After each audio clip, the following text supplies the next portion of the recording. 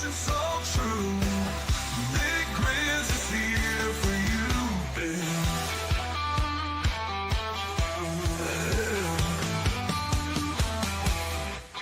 Through the battlefields of life, he's got your back. A brother in the fight, keeping you on track.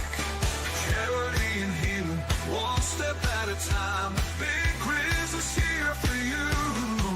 Hear that mountain climb?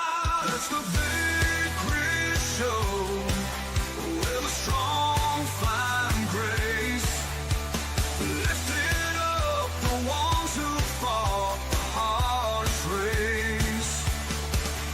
With a laugh, a growl, and a mission so true, Big Grizz is here for you.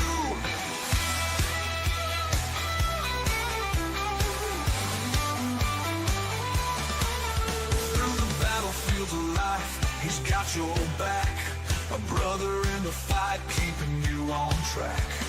Charity and healing, one step at a time. Big Grizz leads the charge. Hear that mountain climb? It's the Big Grizz Show, where the warriors meet, finding hope and honor, taking back their seat. The Big Grizz Show. Tune in and stay a while, healing hearts with that rugged country style. Oh, yeah.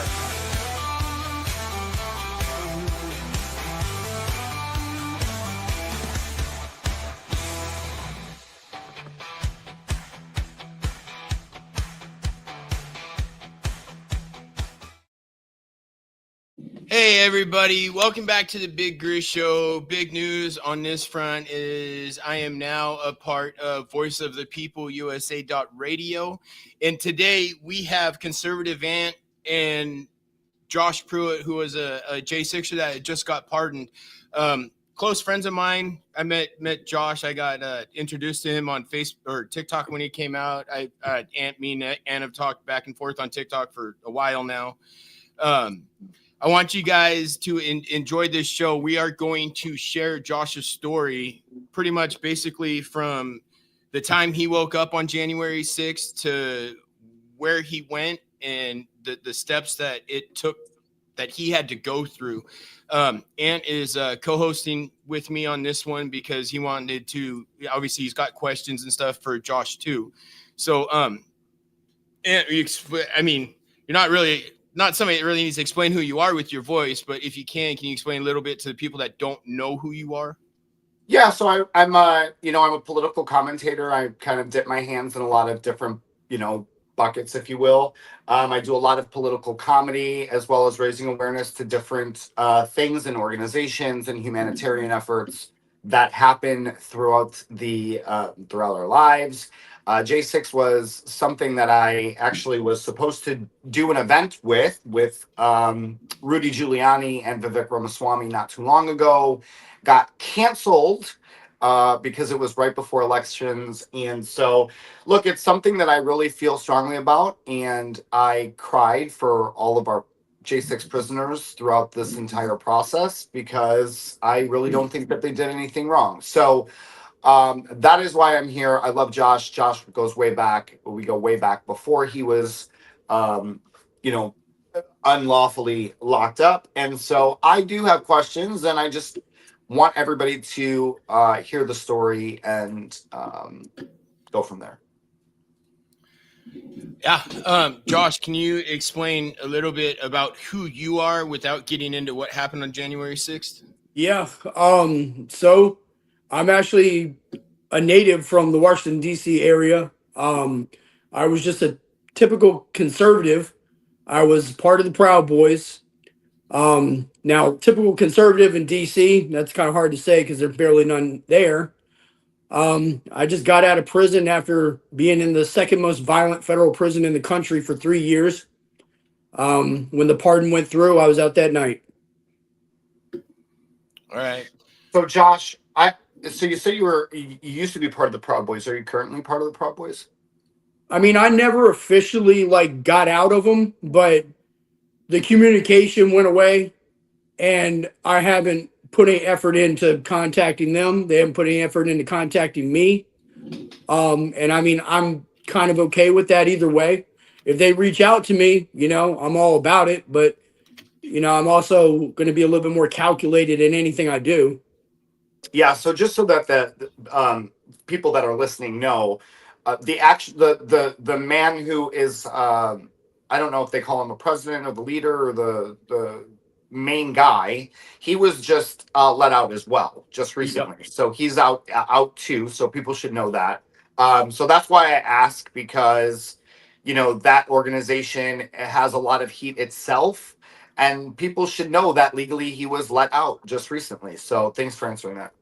I will probably reach out to him on a personal level, just because I have a relationship with him, but not on the aspect of getting involved with anything. Got it. Which gentleman are you guys talking about? Enrique. Which one is he? He's the leader of the Proud Boys. Well, he was the leader of the Proud Boys. Yeah, didn't he just get pardoned too? He did, that's what I and was he saying, yeah. Okay. he was in for seditious conspiracy and got, I think it was either 22 or 23 years. Wow. And he wasn't even there. So wow. So what was your original sentence before the pardon? My original sentence was 55 months, so a little over 4.5 years. I got the most time out of anybody that got the obstruction charge. And why is that, Josh? What was your involvement? I mean, was it just because of the Proud Boys, or what was the involvement? It was a combination. There was a lot of Proud Boys that got my charge that got less time than me, but nobody was really as outspoken as me and going on CNN and HBO. And, I also never conceded to the election. I still, even in my sentencing, I said that I believed that it was stolen. And that probably cost me another 18 months of a sentence, which is insane that, they expect me to lie just to get out of me what they want. And I wouldn't do it. I stood my ground that day. I stand my ground today. I don't regret anything that I did. So that's where I stand. So can you walk us through, so when you got up that day, I mean, where were you at mentally wise to go to the rally that happened at DC? What was your thought process behind? Were you just showing support? We were showing support, but so the night before, a few of the Proud Boys came into town, and I had an apartment over in Cathedral Heights, DC, only about 2.5 miles away from the Capitol. But I ended up staying with them at the Hamilton. And really what we didn't really think that day was going to be crazy. What we thought that night was going to be crazy, because what would happen at these rallies is we'd go to them. They'd be very peaceful during the day. You get a few hecklers, whatever, but it was just a family coming together supporting Trump. But at nighttime, what would happen is Antifa and BLM would come out and they would attack patriots. And they weren't attacking patriots that look like us, guys. They were attacking women and children. So what we were the protection for them. And like, honestly, that was our biggest amp up, is we thought that day was going to go relatively smooth. And then we figured we'd end up at Harry's, which is the one conservative bar that, to my knowledge, I heard it got burned down. And we were going to have to get into it with Antifa and BLM. So, I mean, that was really the part that we were more pumped up for than anything else. So did those other two, BLM and Antifa, did they ever get any type of the same treatment when it came to being arrested or time served or anything like that? Any of those members that you're aware of?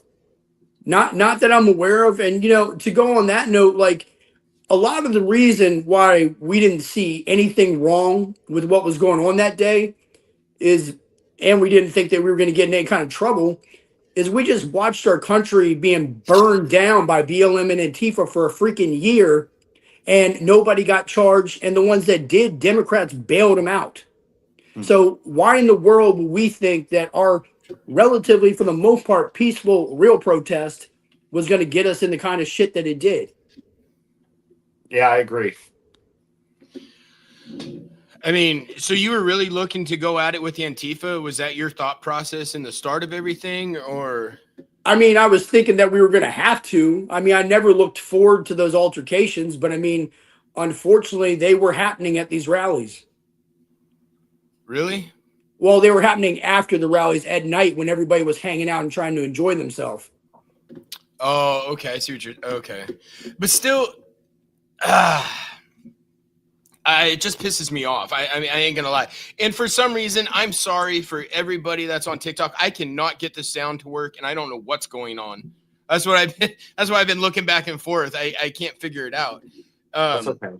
I can attest to that because I held a Protect the Children's rally, and it was just standing in solidarity with parents for Florida residents, because they had passed the parental bill, which everybody likes to say is called the Don't Say Gay bill.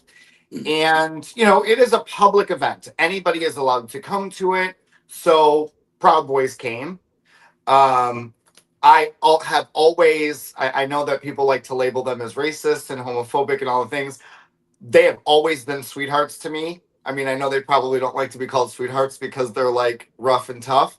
Yeah. But I mean, they personally come up to me and they're like, "We absolutely love you, brother." Like, they are the sweetest guys that I've ever met. And that is my personal experience with them. But in these situations, there are altercations with Antifa. And I personally had an altercation with them. And I was just trying to have a conversation with them and asking them why they were screaming, why they were there.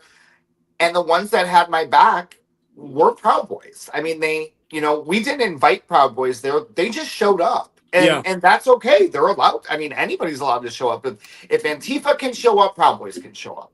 But again, that's why they showed up. They showed up to be protection. That's what it was all about. And the whole stigma about the Proud Boys, the racist part is just straight bullshit.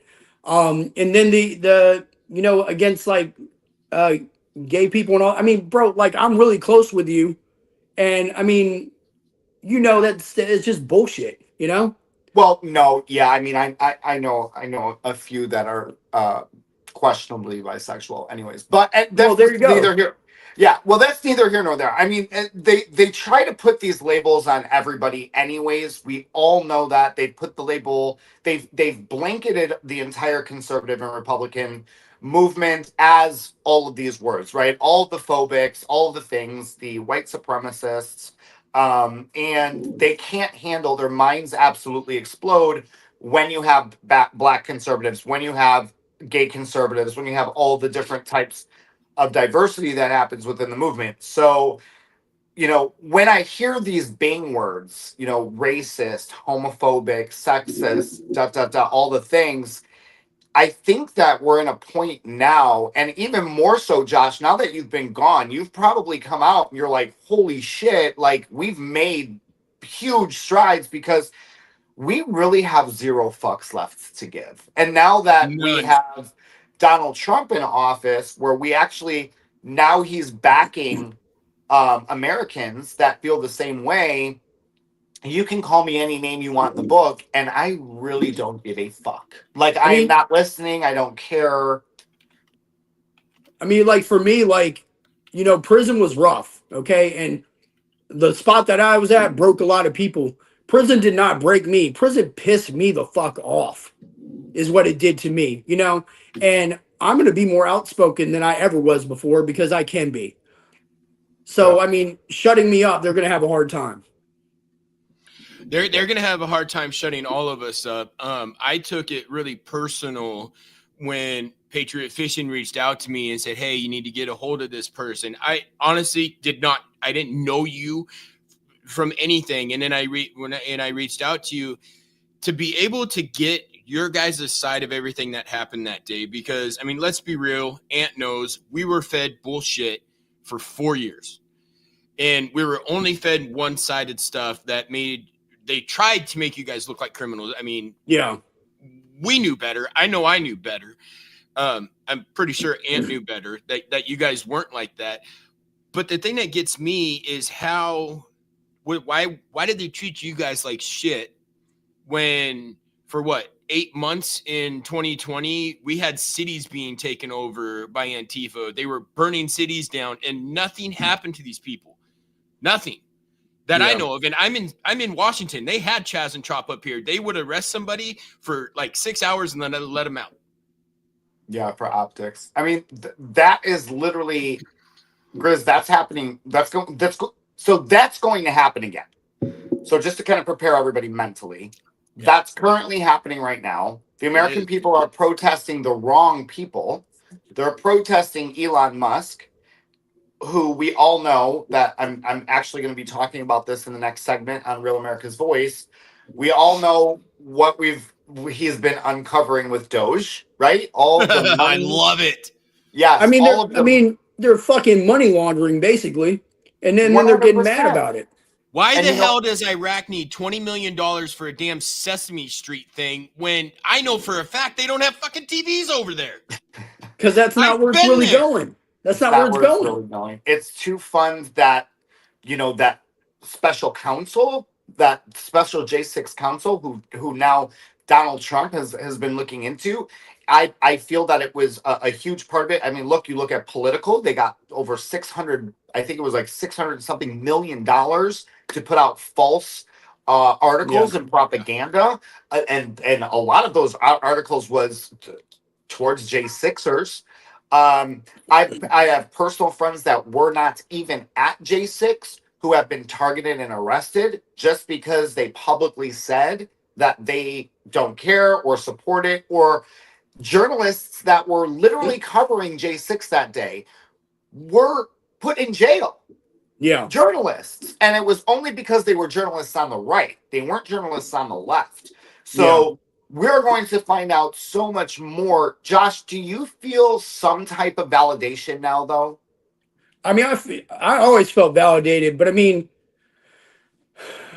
I never thought that I did anything wrong, but I didn't know how the rest of America was going to view me until that pardon came through, And like, talk about an election meaning something to you when you're sitting in a prison cell watching the election and then he wins. I mean, like, if that would have went in opposite direction, I wouldn't be sitting here right now.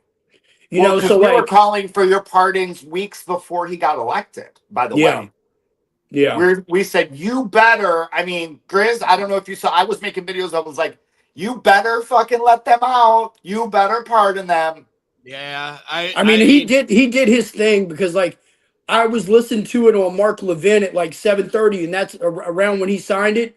And I kind of flipped out. I walked around and like I got on the phone with my sister. I was like, I think if I heard that right, I just got pardoned, And then we locked in at 8:30. At 11:30 at night, they came and opened my cell, and they're like, "Pruitt, get your shit, let's go." Oh my God, I just got the chills. Yeah, and I was. There was a comment for you, Josh. Can I see the comments or no? You should. It should be up there. You should be able to. Oh, okay. For Josh, what do you think should happen to? I think they should all be prosecuted. Is what I think. I mean, Liz Cheney and all of them. They should be at freaking Guantanamo Bay for freaking treason. They need to be prosecuted. They need to go through what we just went through. The difference is they fucking deserve it. Yeah. No, I think that whole J6 committee needs to be held accountable for what they did to you guys. And in my opinion, to me, that's treason.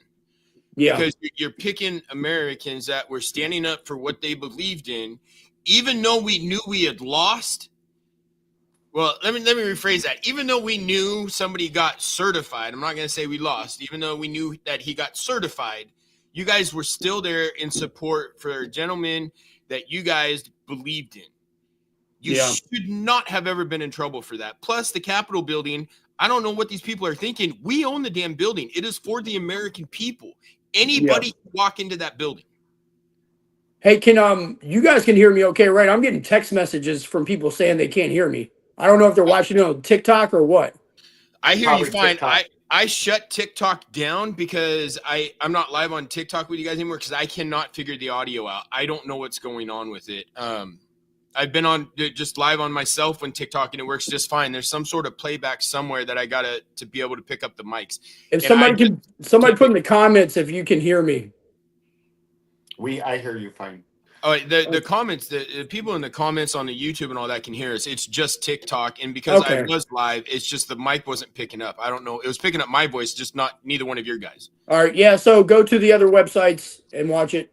Yeah, you guys, we're on Facebook, Voice of the People page, Big Grizz Facebook page, my YouTube, which is Big Grizz Veterans for Veterans.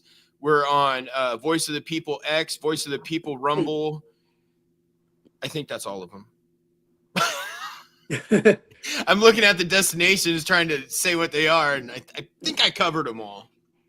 So, Josh, while you were in there, what did a day look like? What were you allowed to do? What were you not allowed to do? Kind of walk us through, cliff note us a little bit on that. All right, so I'm in front of the Capitol, and it's a little crazy out there or whatever, but these Capitol Police are just kind of standing around, not bothering anybody for the most part. In some places, they were spraying people with the flashbang grenades and all that. I mean, there's a picture of me standing right beside them. They don't do nothing to me right there anyway. So I go, and there's some scaffolding right there. I climb through that, and then I walk through the door that's being held open. I went to the right, and it's crowded. There's patriots freaking everywhere. There's American flags everywhere. There's people taking freaking selfies with the Capitol Police officers. Like you pretty much, they weren't bothering you. I asked the Capitol Police officer when I was in there, am I allowed to be in here? His response was, yes, just don't break anything. So obviously at that point, why in the fuck am I going to turn around and leave? So I keep progressing through. There's a rotunda area, and in there, for whatever reason, the Capitol Police are lined up, and they're lined up against the Patriots. I get to the front of there, and there's one Capitol Police officer that's really like just being a dick. And he's like really trying to antagonize the Patriots and almost like trying to get them to like do something stupid. And, so I'm getting in his face. I didn't put my hands on him or anything. I got in his face. And one of the more reasonable Capitol Police, pulled up on me and talked to me. And that's when I started trying to back some of the Patriots back off and trying to calm them down and trying to just let them know, hey, guys, don't let them antagonize you. Like, this is not what we came in here for. They're going to get exactly what they want if we go that route, And I was able to hold a few of them back, and then they sprayed the shit out of us. And at that moment, people started sliding by me. I mean, I'm a 250-pound dude at the time, and I could still only hold so many people back. So I slid the hell out the way. And, I got out of that room. But the next room that I got in was, people were just walking around. It was peaceful again. So it was just like, nobody was stopping you from doing anything. Now, after I got sprayed, I did something really stupid. That is the only thing that I regret out of anything that I did that day. And I just got sprayed. I was pissed off. And instead of putting my hands on somebody, I threw a stupid freaking keep quiet sign. And I shouldn't have did it, but, I had a moment, After that, I keep walking through. I end up walking up, and there's another group of Patriots, and a cop has one of the Patriots just face on the floor. Like, I don't know why. So I go over, I get in the cop's face.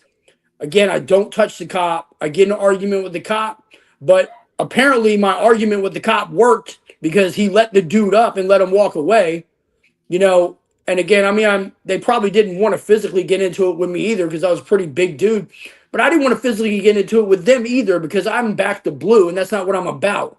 But I also am not about them assaulting, Patriots that they were just letting walk around anyway. So I fixed that situation, and then I end up walking down a hallway that's empty. I'm the only one walking down the hallway, and out of an office comes Chuck Schumer and his freaking Secret Service team. So they're about 20 feet away from me. As soon as they see me, they grab Schumer up and they rush him through a doorway and they lock the door so that I can't go through it. But again, look, I can't stand Chuck Schumer. He's a piece of shit. But dude, he reminds me of Gonzo from the Muppets, man. Every time I look at him, that's all I can picture is that nose and just that annoying, like, yeah, he's a joke. But I mean, at no point in time was I ever even considering going and doing anything to him, And those Secret Service guys, they were going to get on the stand against me and say how threatening I was and all that. It's like, bro, I'm by myself. You guys are like 4 or 5 deep, armed with guns. Like, what do you really think I'm going to do? You know what I'm saying? So, like, anyway, that happens. At that point, I'm like, all right, it's about time to get out of here. So I walk back down towards the front where I came in at. At this point, it's so bottlenecked with Patriots, I can't even make it to the door. So the window that Pizzola broke out with the police shield, I climbed out the window to get out the building. And from there, I walked off, and we ended up going to a freaking beer store because I ended up hooking up with one other Patriot while I was in there. He was covered in like tactical gear and all that. I wasn't. I was in a freaking cut-off Punisher shirt and jeans and New Balance tennis shoes. Oh, you're famous on the news, man. People see that picture. I mean, they know who you are. Same with Tutu. Rasha, she'll be on my show too, and she's known for Tutu Lady. Yeah. Mm-hmm. I mean, sad to say, you guys have popularity, and then they turn around and are trying to make you guys look like you're these horrible individuals. Well, and see, that's the thing. The reason why I dressed like that day is because I wasn't prepared for no freaking battle. That's not what I thought we were doing, And people are like, "Oh, why didn't you cover your face up?" Because I didn't think I was doing anything wrong to where I needed to cover my face up, right? And so when I leave there, we go to a beer store, grab some beers. We're walking down Pennsylvania Avenue, having a few drinks. We stop at this cigar place. And these guys figured that we were at the Capitol. We were like, yeah, we were just inside. They ended up buying us these $50 cigars, for going in the Capitol. And at that point, my cousin calls me, and she's like super liberal, and she's like, I hope you're not there. And my response was, I'm not. Technically, I wasn't lying because I wasn't there anymore, but she calls me back an hour later, and she's like, yeah, you lied to me. I just saw you on Fox News. So, well, at least we have her watching Fox News. That's a plus. Yeah. Well, yeah. That must have been an accident too. Although that's pretty right-wing propaganda too, but that's for another day. It really is. I try not to even watch Fox News anymore. After, I don't know, a couple years ago, or maybe I think a year ago, it came out that it was definitely all propaganda. And I was like, dude, I don't even want to watch. Same with Newsmax. It was both came out that way. And now I listen to a lot of what Ant has to say on his videos. And then I go do my research, because I'm not saying Ant's wrong in anything that he says, but I want to know. No, you should always research, because I might have gotten the wrong information too. Trust me. No, and that's a big thing. Yeah. You guys hear something, do your own research. Don't just take one person's word or a news station's word because they're the news. Well, and that's what the left is famous for. They're famous for whatever you shove in their face, they just believe it. Yeah. They're headliners for sure. They love the headlines. Here you go, Josh. Here's one. I feel that because of the size of Josh at the time, they target him because you see him walking through alone a lot doing I'm assuming that's supposed to say nothing, but yeah, you were pretty ripped at that time, and yeah, you might have been like a scary individual to look at. To me, no, because I mean, that's not me, but I can see where having that on you just because of the way you dressed and the way you looked, and I can understand it. Am I the only one who's not intimidated by that stuff? I mean, that's just a damn show that those cops are putting on, though, talking about they're intimidated. It's the same thing with those 4 cops that went on Congress especially that one dude, Fanone or whatever. That dude's a fucking joke. You know, those guys Wasn't went he and crying or cried me a some river. shit? I mean, he ended up working for CNN afterwards. Yeah. So, and you're crying about the 70K job that you just left to go make $2 million a year, probably. Yeah, he was crying. I don't want to hear it. Yeah. Sorry guys, my phone was gonna die, so I was trying to find the cords. So when you're in this prison, can you give us a day in the life, like in short? Like Yeah. how was it in there? What were you able to do? You said that you watched the election, so I'm assuming they allowed TV, they allowed you to do that. Yeah. As somebody who hasn't been to prison like that, can you explain to us what that prison looks like? Well, so now keep in mind, I'm going to give you a walkthrough of what a normal day was, but half the time that I was in prison, we were locked behind the cells because of violence. And the way that looked is they served your food through a hole in your door, and every 3 days they'd take you out in handcuffs and take you to a shower. So I spent over a year and a half like that. So a day that we weren't locked down, we would get up, it'd be about 6:30 in the morning. They typically would pop the doors. Unless staff didn't show up, we might not get out for a few more hours, because they did that a lot too, where staff just wouldn't show up to work. When they pop the doors, you pretty much got to have your shoes on just in case something's about to pop off, because you don't know if it is or not. There's 3 different main buildings on the outside that are housing units. So there's 12 units in all. So in each building, you got 4 different units. Your unit consists of 130 cells. So I mean, no, I'm sorry. It consists of 60 cells, 2 people per cell, so 130 inmates in a unit. Which the unit is, I'm gonna take a guess, probably about 10,000 square feet. You got about that many people? Yeah, with that many people, your room is about 8 by 10, maybe. I might be making it bigger than it really was. The unit had like 8 TVs in it. The way the TVs were controlled is they were controlled by the different groups. So like you had like a blood TV, a Crip TV, a MS-13 TV. Like, I mean, that's how the TVs were. The way you listen to the TVs is you had to put headphones on and have a radio. So you weren't listening to the actual TV, you're listening to it through headphones. Pretty much everybody was grouped up in their own sections. There was a lot of gang violence there. There was a lot of drug use. So like people were on meth, people were, on coke. They were pretty much anything you could think of was getting dropped over the walls with a drone. People were taking the metal out of their lockers and making knives with it. There's only 2 federal prisons in the whole country that hold MS-13 members, and we were one of them. What happened with MS-13 is about 2 years ago, 3 years ago now, they murdered 2 people from another gang called the Black Hand, and they put them on solitary confinement for 2 years. So when they let them out, they shipped half of them to my prison and half of them to another prison. And not for nothing, MS-13 doesn't fight; they stab and kill.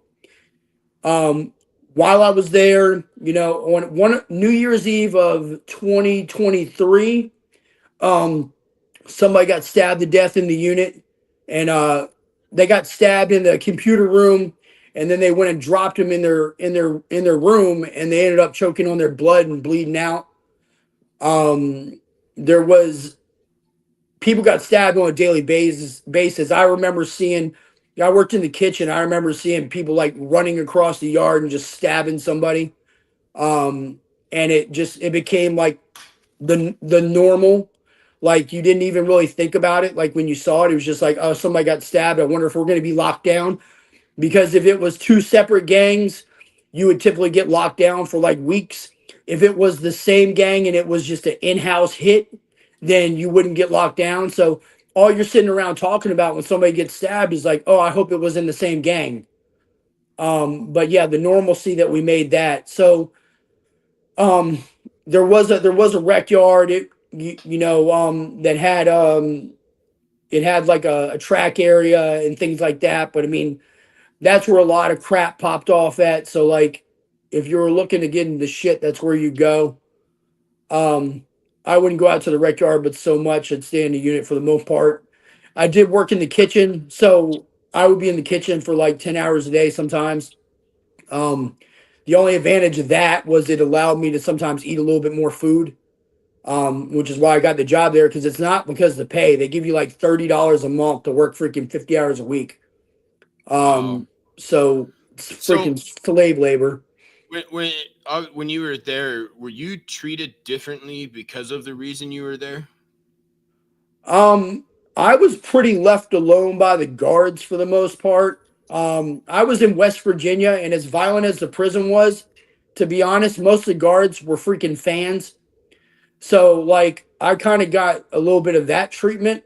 The inmates, it was a different story because some of them respected me because of why I was there, but then another good group of them didn't respect me at all because I wasn't a real criminal.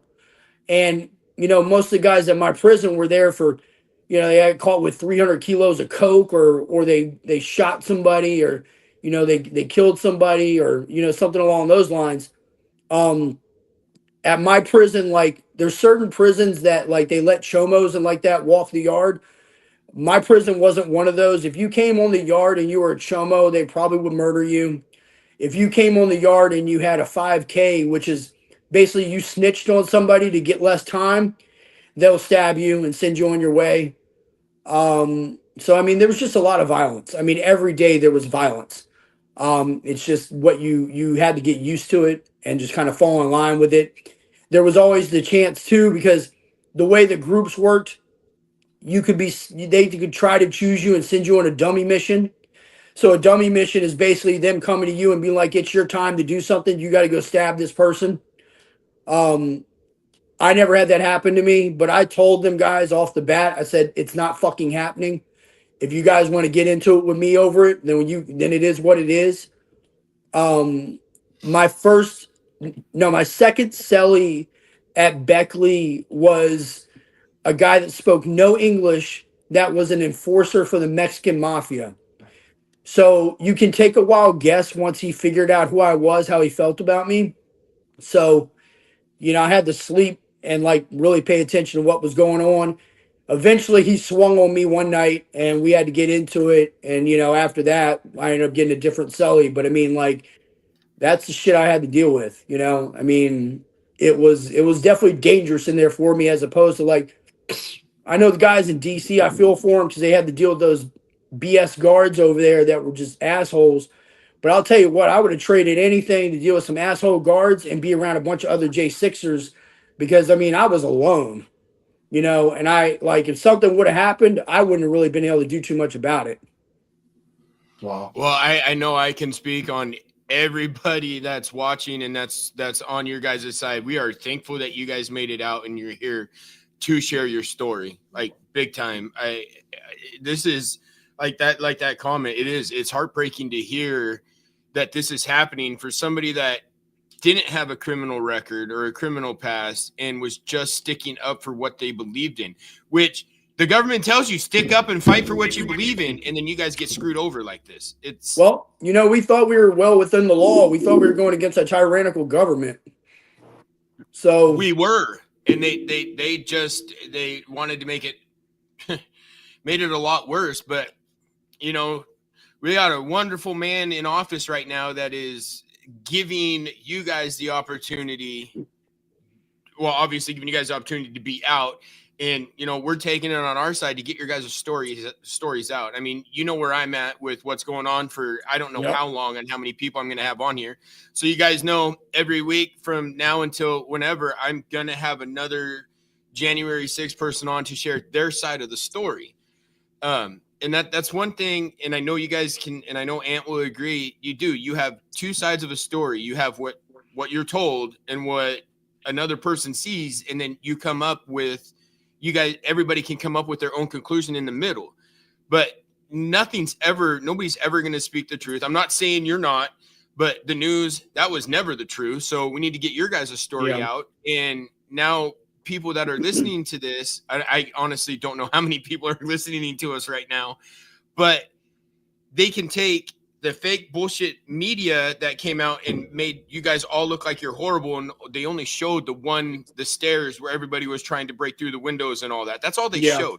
I mean, one of the other things that like people don't really understand too, like being away at prison, things happen on the outside that you have to deal with. And like one of those things, like I'm not going to get too much into it, but like my aunt that I lived with as a child for years, she passed away while I was in there, and so I had no kind of contact. I couldn't go to the funeral, anything like that.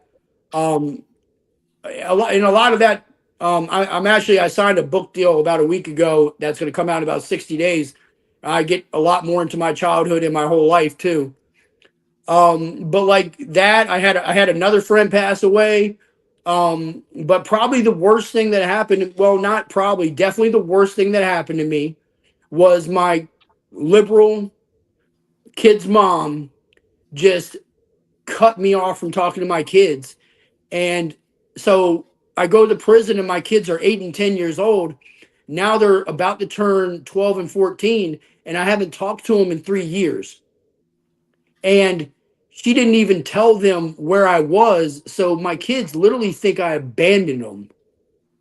And it's just like, how do you fix that? I mean, there's no, I hope we win the lawsuits. I hope Josh. so. Time will fix it. They'll know. They'll know. I promise you they'll know. I mean, I wouldn't be promise you. surprised if somebody's told them by this point. But you know what I'm saying? I don't know. No, and this is all. I'm sorry. You're good. You're good. This is hitting you all for sure at once. I mean, I don't think anybody that's listening can even imagine what all the level of emotions, and this is one story, all the level of emotions and things that can change in 4 years and all that and this and the other. That's a horrible thing for your baby's mama to do to you. But I promise you, they're at a very interesting age right now, and I'm not a parent, I'm just an uncle. But I'm willing to bet that once they do know, they're going to come around. So everything seems super, super heightened right now because I can't even imagine what you're going. This has got to be like a shell shock, culture shock. Like things changed in 4 years. I mean, you've been fucking gone. Like we had a whole other convoy of people that happened in Canada, the same situation as you guys, after you guys, that we were also like, literally we were on walkie-talkies in the United States trying to get them to Ottawa. And like, wow. I remember that.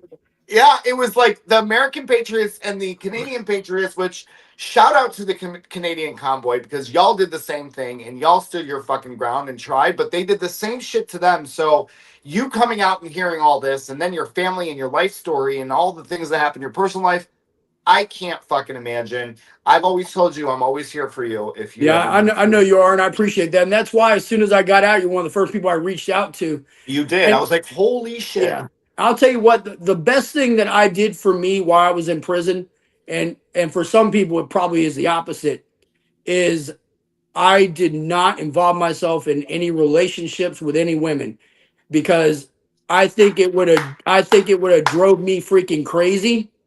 And I couldn't do it. I mentally couldn't do it. I would probably take a break from that anyway. Yeah, I saw people in there and all they're doing is chasing the phone to talk to some woman and I just like I knew that would break me. That probably would have broke me. You're gonna get those now that you're out. I mean, welcome to TikTok clout world. They're gonna come for you. Those women are gonna want you, and you gotta be smart. He's been in a couple of my lives, and I mean, ever since I started TikTok, I don't have the following like you have. Obviously, I haven't even broke 10,000 yet. But I've got so much hate mail. I've had stalkers off of TikTok, all because I don't hide anything. I speak how I feel. And obviously, Ant, you do the same thing. And Josh, your videos are right there too. But it went from, I did it just because after I had my strokes, I was like, what am I going to do? Like I told you earlier, my dad said I would do something with my voice. He just knew I would. So that was just a stepping stone for me. But once I started getting all the drama, I was like, what the hell? What is wrong with people? Why are they so into trying to piss other people off? It just doesn't make sense. They're bored. I mean, not for nothing, like TikTok, for instance, like I don't go to the other side of TikTok. Like, why would I? I don't understand why they come to our side. Because they don't have content. I mean, their party has crumbled. Yeah. And to be fair, there's probably, we talked about this offline, there's a small percentage of conservatives that do start drama within our own party. Yeah. And they literally have nothing going on, and that's fine. That's on them. Everybody knows that I'm part of no specific group or organization or anything like that. So do you. But you know, it is what it is. I mean, that's the internet. Right? We can't control what happens on the internet. You just got to be smart. You got to be vigilant. Look, I have hundreds and hundreds and hundreds of fake accounts, some of which are having personal relationships with people on the internet, and it's not me. So these are the things, or asking people for money, or the list goes on, right? So I mean, it is what it is. So you're writing a book. Okay, so just to kind of get to where we're at with Josh now. So you're writing a book, possibly 60 days, right? Is coming out. I would love that book. So when it's done and ready, please let us know so we can share that. Yeah, definitely. What do you feel like? What is your, let's say, a year from now? Like, what's the Josh goal? Where do you want to, like, what do you want to do with this in this story? Do you want to run for some type of office, or do you just want to be a voice for the voiceless? Like, how do you see yourself in a year? So the running for office, completely no. A no on that. But I want to be a voice. I want to be, I want to have a podcast. I want to be, next Dan Bongino. I want to run my mouth and be outspoken. And yeah, I mean, they were able to shut me up at one point, and it's just not going to happen again. So I hope that, in a year from now, I get a notoriety to the point to where I can go around and speak at events. You will. That's the goal. I've talked to you, Josh, and so, Josh is getting ready he's going to have a podcast with Voice of the People as well. And he's going to, when he's ready to dive into it, he's going to be a co-host for me so he can get his feet wet on this type of thing. And then we're going to push him into having his own show. I know, I've been in your TikTok live and I've seen the frustration in you that, I mean, there was one where you shut your live down right away, and I called you. I was like, because I seen it and I've seen the comments. You see the comments that are coming up right now. And these comments are coming in from everything, and all these people are on your side. So don't take to heart what TikTok is. It's a crap platform, in my opinion. It just helps boost views in reality. But true people, a small corner of the internet. It really is a small corner of the internet. Yeah. I just, it's one of those, I come off as relatively strong-minded, but I'm not going to sit here and lie and tell you I haven't, like, since I got out of prison, like, broke down a few times, because it's just, I definitely probably had PTSD from prison. That was my next question. Do you want to help fellow J6ers with their PTSD? Almost like a support group or a support seminar where you can help them, not only them, but I would assume spouses, family members, their kids. This is not something that's just localized to just the people that were locked up. And the reason why I mentioned the convoy to you is you could do stuff where you reach out to them as they're going through or went through the same thing almost that you guys did, because they were doing the same thing for their country and they're our neighbors. So this could be huge for you, Josh. So PTSD was going to be my next question. So you definitely have that. So helping others in that aspect as well. Great question. So I definitely have PTSD, but yeah, I want to be on the front line of this, and I want to help other people get through it, and that's really why I'm excited about doing my own podcast, because they're going to be able to relate to me because they went through the same experience, so it's going to be, we have a brotherhood amongst each other that, like, it's different from anything else. Because what we just went through, I mean, we went through hell. Some of us through different and some of us through worse, but we all went through hell. Yeah. So you guys, obviously, you said you guys all weren't in the same prison, right? You said there was 2 prisons that you guys got split up into, or no? So MS-13 was split up into 2 prisons, and one of them was one I was at. Now the J6ers were all over the place, but a good amount of them, like I don't know the exact number, but it was dozens of them over in DC. So they kind of got to be together. But to my knowledge, other than that, like a lot of the other prisons, they were holding like anywhere between like 3 to 8 of them. At my prison, I was the only one until the last 5 months, another guy showed up. But yeah, I was alone the whole time pretty much. So that definitely made it a lot rougher because I mean, I didn't have anybody to talk to. I didn't have anybody to really have my back if things would have actually popped off, so it definitely. Was anybody writing to you? I got I got a lot of letters every week. Okay. And that was through Patriot Mail Project.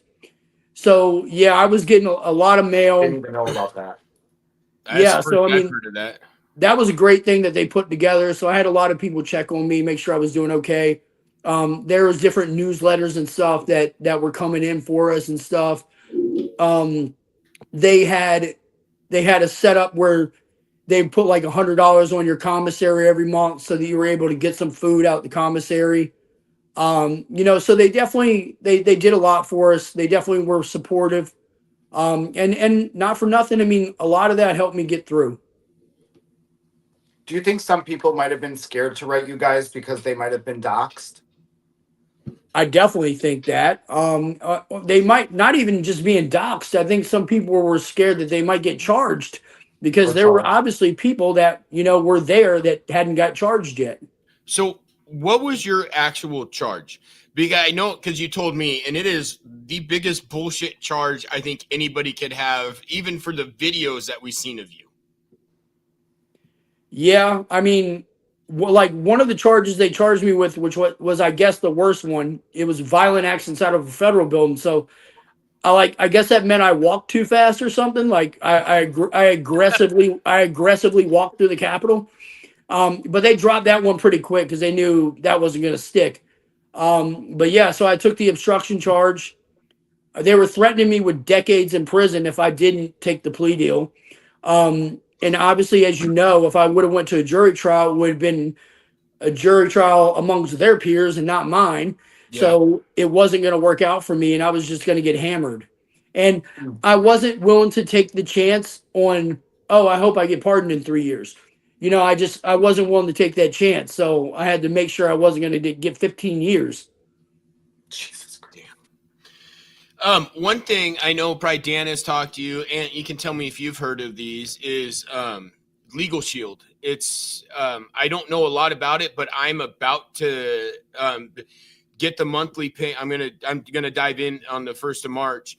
But from what I understand from talking with Dan, is it's like for just personal use, it's $50 a month, and they will help you do your will, a trust. They will be legal support if you need help, and then it goes on business wise. More prices, higher prices for that. Have you considered looking into that to help you with what you got going on? No, but now that you brought it up, I'm definitely going to look into it. Legal Shield is the name of it? Yes. Yeah, it's I've talked to one of the ladies, and from what I can understand about it is it's a legal company that'll help you with speeding tickets, family law, if you murder somebody, anything along those lines for a monthly payment. And like Dan explained it to me, it kind of sounds like a pyramid scheme, but it's really not. The more people that we get the word out to, that you'll eventually start making money, getting funds coming in from them. But that's not even what I'm worried. That's not even what I'm thinking about. It's the legal aspect that might be really, really good for Josh or honestly any J6er for, you know, the $49.99 or whatever it is a month, that you'll have that legal representation and you'll have that help all the time. So, I mean, I've definitely been told that I need to get a lawyer. I would get somebody to be backing you, especially on that side of it. I mean, the one good thing I do have is, so like when I did the book deal, one of my best friends back in DC, he's a partner at like a 150 person law firm that does patent law. So I sent the contract to him and he went over everything, edited and switched a few things for me. So, you know, I at least got him for, you know, some of that stuff that doesn't make any sense to me, because when I read the contract, I don't know what I'm looking at. Yeah, and to see, I get the same way on that. That's why I'm gonna dive into Legal Shield. I mean, like I told my wife, come March 1st, I'm gonna get it, and I'm gonna get the help, because I got stuff going on. I mean, like about, you know, getting ready to lose my dad, and there's all that kind of stuff, and I don't want to fight with my family. Do I think that's gonna happen? I don't, because it's only me and his daughter. My stepsister. So we're not, I mean, I don't foresee anything like that happening, but just to protect yourself. Yeah. Know that you have somebody that you can get advice from on how to go about different things, because I mean, let's be real, you're kind of a controversial story right now. And whether or not people like you or not, I can tell you, I know there's probably 70 million Patriots that are standing behind you and every other January 6er that this happened to, because none of us agreed with it. Yeah. And like Ant said, for 4 years, we were silenced. We weren't allowed. I mean, I'm not going to say weren't allowed. We could have, but then, you know, you get banned and you have all this crap happening and you don't get that your word out there. Now, I mean, let's be real. We don't have that. We don't have to be politically correct according to a certain administration. We get to actually speak our voice, which I think it's an amazing thing. And I know you gotta get going soon, because you got another interview. I'm so sorry. I'm here, guys. I'm listening. They were just sending me the notes for today's show. Oh, I don't know. I figured, I knew you were listening, but I know you're gonna have to get ready to go soon. So is there anything that you want to talk to Josh and get out before you have to get out? So Josh, I just want to tell you, I'm also working on many things. I can't really tell anybody in this chat what I'm working on or who I'm working with or whatever. Just know that there are people that we are trying to get your voices heard now that we have you guys back out of prison. And what that looks like, how long that will take, honestly, it'll take forever, because we won't stop talking about it. But just know that you have friends, you have people, you have patriots, and you also have your Canadian patriots. I promise you, they're just as much on your side. They've all reached out to me as well, and they're like, Aunt, Jace, like, we're so happy for J6ers, so happy for J6ers. So we have your back. I'm glad I was able to do the show again. I'd love to come on and have you on, even have you on one of my Instagram lives one day, so we can shoot back and forth. That's how I do my shows right now. Yeah. But stay tuned, because more to come. But yeah, I'd love to have you on live. So message me after. Yeah, you know I love you, brother. I appreciate everything. Of course. Yeah, no, I didn't realize you went live on Instagram. I'm gonna have to start paying more attention to Instagram's one I haven't really paid attention to. So I know. It's, you know what it is? They don't really have these flag words, and trolls don't run that platform. And I know people can say whatever they want. I know Meta's an asshole, Zuck's an ass. Like, I get it, guys. I get it.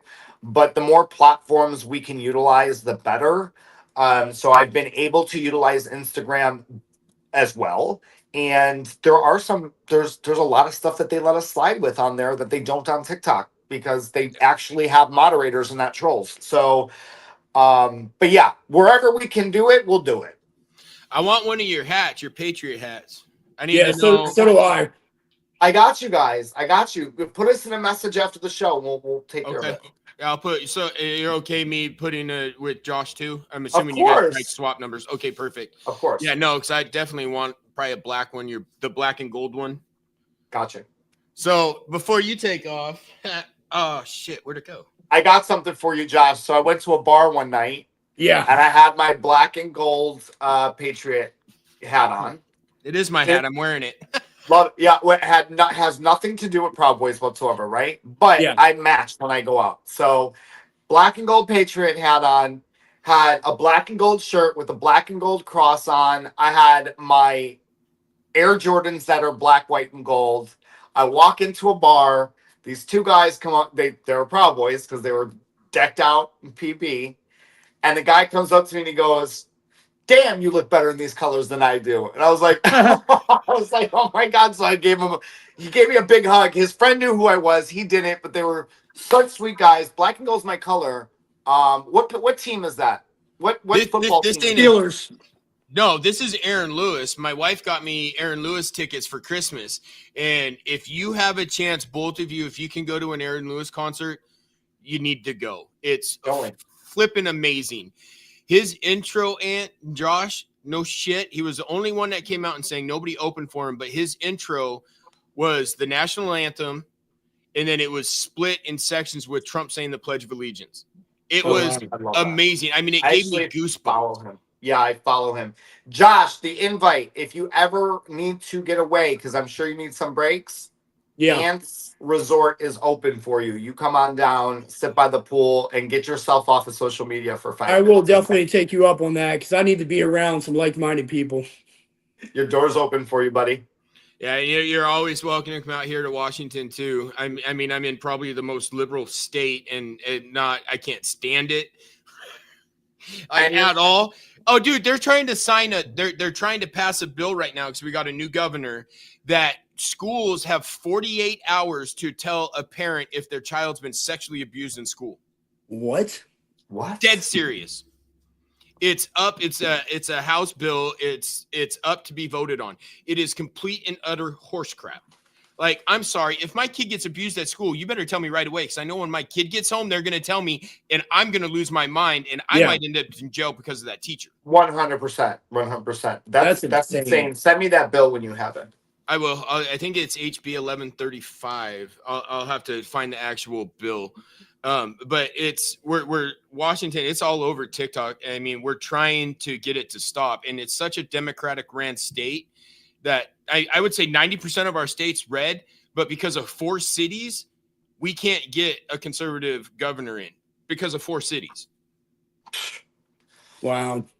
I mean, all right. Well, I'll be on another show with you guys. All right, awesome. All right, the next 5 weeks, I'm doing J6 guys. So if you want to jump on and talk to any of them, let me know. All right, sounds good. All right, have a good one, Ant. Thanks for jumping in. All right, bro. Bye. So, Josh, we're gonna get you on Voice of the People. I didn't even think to tell Ant. There's some big things coming with Voice of the People right now, and I've been privy to it because now I'm assuming today I'm going to be working with Dan on this. Same with Battle Rhythm Podcast. Caesar, he's a good friend of mine. He's a vet. He's been in the comments. Right now, we're both going to Voices of the People, and I know you kind of know, but I'm not going to talk about it. Just know for all you guys watching, there's some big things coming, and it's really big, and it's going to be an amazing thing. And me and you have talked about you co-hosting with me. I don't want to put you on the spot in front of people, but what do you think about co-hosting, the next 5 shows with me with Rasha, bringing Rasha on, bringing other gentleman, Dan, that had lost his son because of January 6th. And then Dan, he's going to be on here too, talking about it. Would you want to get your feet wet on that and be able to talk with J6ers? Yeah, let's go. Okay, no every question. Friday. So I've already tried to figure out some of the podcast stuff. I actually have a microphone showing up today. I was hoping it was going to get here before this, but so I got that coming. I got a MacBook Pro that I'm probably going to use to begin with. Right now I'm on my phone. Yeah, turn it sideways. Yeah. No, turn your phone sideways. You'll fill up the whole screen. Okay. All right. It goes into the landscape mode. That's why you seen Ant. He was going back and forth with his phone. Yeah. Okay. Cool. Yeah, so I mean, I'm trying to get the stuff together for it. So I mean, I know you'll walk me through it a little bit more, but yeah, I'm excited to get going, man. Oh, And dude, and not for nothing, it's going to help me get through my own BS too. So yeah, I'm ready. well, obviously we're not watching whatever Maxine Waters is saying. I can't even listen to her. She gets on there and starts running her mouth about, oh, we need to fight for this, fight for that. Why are you telling people to basically do what you guys just threw 1,500 people in prison for? I don't get it. Yeah, It no. doesn't make sense. She's up there telling people, oh, we need to fight, we need to this, we need to that, we need to not stop. Okay, so what was wrong with conservatives doing that? I mean, that's always the case, though. It's always okay for them to do it. I mean, this happens every single time. It happened when they burned down the country. When there are BLM, riots. So I mean, but it's okay for them because they're for a cause, whatever the hell that is. So that's the same thing we had. Like Well, I've we actually had a real cause. I a mean, real one, yeah. yeah. I was supposed to be there. I had a plane ticket and everything, and my daughter stopped me from going. I mean, the thing, like BLM, and this is just how stupid these people are. Like, they're not giving any of that money to the families that they're extorting and becoming rich off of. So, I mean, that right there should let you know what they're all about. Yeah. Oh, bad. It's disgusting to see this and knowing what had happened to you guys. It is completely disgusting for people to see this. I don't get it, and it just it makes me so mad. I mean, I'm not a big political guy. Like my show is more for vets and getting struggles and stories, getting people's struggles and stories out. That's my whole thing. This was a struggle, and this is an amazing story that you have that just, it needs to be said to everywhere. Book deals. I mean, we need to completely expose you guys to everything. And so hopefully people start realizing it. And it's just, it blows my mind how one-sided people can think. So I'm not, obviously I'm a conservative. I'm definitely right. I believe in the Republic. I believe in the Constitution. I believe in we the people, and we the people have our choices, and we get to make that decision. We don't need to be told how to act. Well, the thing is, we actually make decisions on the right, and we actually investigate stuff as opposed to what they do. Like, if you throw it on a TV, they're going to believe it. Yeah. And I just don't understand how you could not go and fact check stuff. I mean, anytime I see anything, I'm looking at other sources to see, where the truth really falls. Exactly. And God, I mean, just do your due justice. I mean, I do that with Ant. He'll make his videos, and I'll see what he's talking about. So I right away go to look to see why he's saying what he's saying, because I need to know. And once I know, then it's like, dude, I get this. I mean, this is I get where he's coming from. I can see it. And no matter what, you need to do your own research, whether you're left, you're right, you're independent, you're a liberal, you're whatever. You can't take what's on TV as real. You can't take what's on the internet. I mean, look, we've had a corrupt government, but that's on both sides. So you really have to do your due diligence and find out the truth. And my Bible stays right with me, right at my desk when I'm doing my shows. And I pray before my show, and I'll pray after the show, because yes, patriots follow the Bible. Well, let's not say all patriots, because that's, I mean, not all patriots are going to, but I mean, conservatives, that's what it is. It's God, country, family. That's how it's always been. That's how our founding fathers wrote it. It's God, country, family. It's not party first, and that's what they are. Exactly. Yeah, so I'm looking at comments. Yeah, it's supposed to be that way. And the left is not like that at all. And I know I'm going to have hate mail coming from this. So I'm ready for it, because I just ignore them. That's what I was telling you. You just got to let it go. Yeah, somebody was just saying about she incites violence. She for years she's been inciting violence. Yeah, and they've been doing that and they just consistently get away with it like it's nothing. I mean, if we did what they're doing right now, I mean, they'd have FBI agents knocking on our doors again. I mean, that's pretty much Oh, how it would go down. fast, and it would be everybody. Yeah. They'd be at mine. I've been doxxed, and I know I'm on a watch list because of my voice. I've already looked into it, and fuck you, Yeah. government, because I don't care. Come to my house. I promise you, you're not getting on my property. It Yeah. is what it is. I've told my wife there will be bodies stacked in the driveway before they get me. Is what it is. I'm going to go down fighting. I mean, that's my fingers. Live free and die hard. So I was in the military for 12 years. I strongly believe in this country, and I will always follow the flag, and I will always, no matter what, stick to my oath that I said. And I do solemnly swear to protect and defend the Constitution.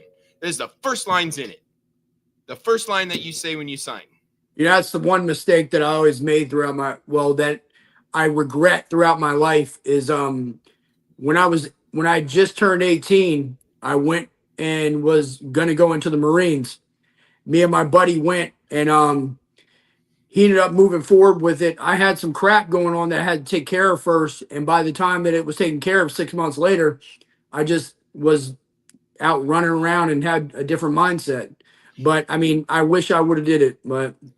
Under this comment, I want to comment on this, and I really want to get in like step by step with your day because I know you got time, and now I don't have a time limit. Yeah.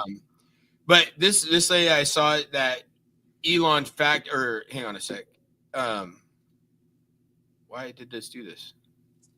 Where it says, I didn't fact check it either. I heard it. I was just told this morning that Elon is running ads for the Super Bowl. That supposedly he bought 4 ads in the Super Bowl for $40 million, and he's going to expose what he's been doing, but it's going to go nationally and something that everybody watches. I haven't fact checked it. I don't know the truth behind it, but you are now the second person that has told me the same thing. So, I mean, one person, you don't know. 2 people saying the same thing, and it's definitely something I'm going to look into soon because I'm super curious if that's a real thing. That's pretty cool, though. Yeah, but on that note, I know. So when you guys were at, so let's just get in. So when Trump started his speech, because everybody knows he was an hour late to his speech. Yeah, and that's okay. I mean, it is what it is. But did he truly tell you guys to go fight, to go to the Capitol and fight? All right, so no. And the thing is see, they show this clip of what they try to show as their narrative. But the exact words that came out of Trump's mouth was, go to the Capitol and peacefully protest. That is what came out of his mouth. But they will never in a million years show the part where he said peacefully protest. No. They didn't it's against their narrative. I mean, they just, the lawfare against Trump over these years has just been, it's disgusting is what it really is. But I mean, this is why they didn't want him in. This is why they tried to assassinate him, is because all the stuff he's doing right now and exposing these people. People are going to go to prison. Like, it's going to happen. I have heard, and please, if somebody watching, if there's any truth to this, right now it's just a rumor for me, but I heard a certain Nancy Pelosi has been arrested and walked out of the Capitol by FBI agents. I don't know if it's true. I can't find it anywhere like a for sure thing. This is just what I've heard. I'm really curious if that's a thing. I saw some kind of photo that they were talking about that, and it looked as if that was right. But again, I don't know if it was a photoshopped picture or what. Oh yeah, that's where I'm at. I don't know how truthful it is, but I do know I have seen it. So I'm really curious if any of you guys that are watching on Rumble, X, whatever, if you guys can let us know. I mean, you put in a comment if it's a thing. God, I hope it's true. There's a comment that says, I don't know, but she was pictured with agents. Yes, that is the one I'm talking. Yeah. Walking behind her, they were leading her out. This is the one. It's exactly what I seen. But I don't know how true that is. Yeah, same picture I saw. So I really hope it's true. So I do too. So we actually, a lady from our church, she was there at January 6th, but she had said she had seen people in an alley. Well, let me rephrase that. She told her husband told me, and she's actually going to be on the show at in a couple weeks, that she had seen a bunch of people kidding up that wasn't part of the protest. Now, she had told me that, so I believe her. I mean, hands down, I believe her. And she called her husband and didn't go because of what she had seen. I mean, I saw people changing out of black clothing in the Trump gear. The other thing that I saw is the night before, literally a block away from the White House, we found a pile of bricks with a tarp over it. Shit.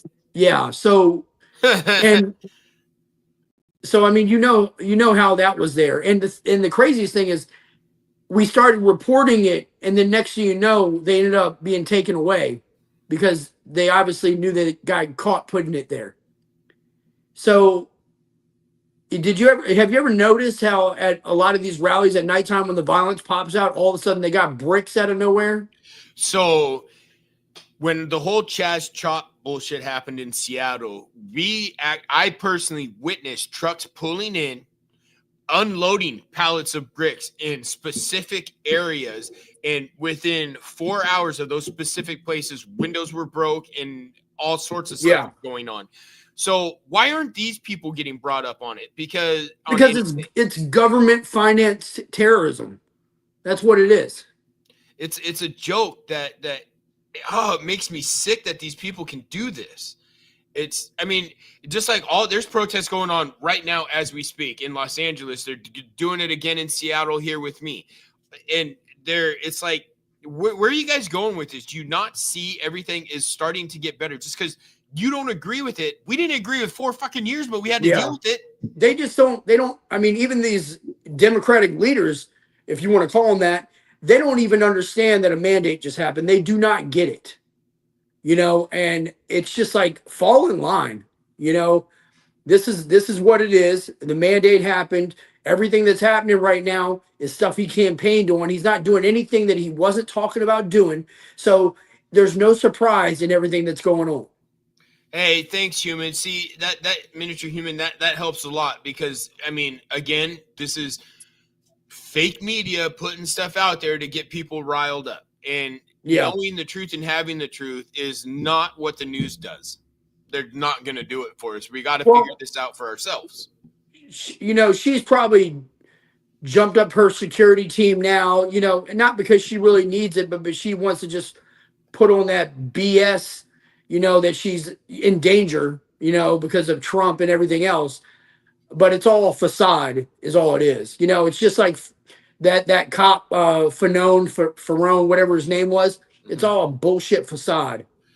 Yeah. And, Lorraine, that's an amazing, it's an amazing comment because Trump has come out and has said that he had authorized Pelosi 10,000 National Guard troops to be at the Capitol for that day, and she denied it. And he even came out and said, dude, you could have did it with 500 of them. Yeah. But the thing is again, the people that were there on January 6th were patriots. And if I had got to the front door that day and a Capitol police officer would have told me you cannot come in the building, I wouldn't have went in the building. And I'm pretty sure that would have been the case with pretty much everybody. So they wanted it to happen. This is my thought process on what they wanted. Their thought process was, let's let these piece of shit Trump supporters come in the building. We can charge them all with felonies. Then they can't vote, and we take their goddamn gun rights away. Yeah, exactly. And, I also heard, and I mean, you're going to be able to tell me the most, that U.S. flight marshals, if you guys get on a plane, they're supposed to be on the plane following you to make sure of whatever reason. I heard that today as well. I totally didn't just mean to say, God, you know what? Sorry about that. Oh, we didn't hear it. You must have said it in your head. So it didn't even look like your mouth was moving. Maybe I did.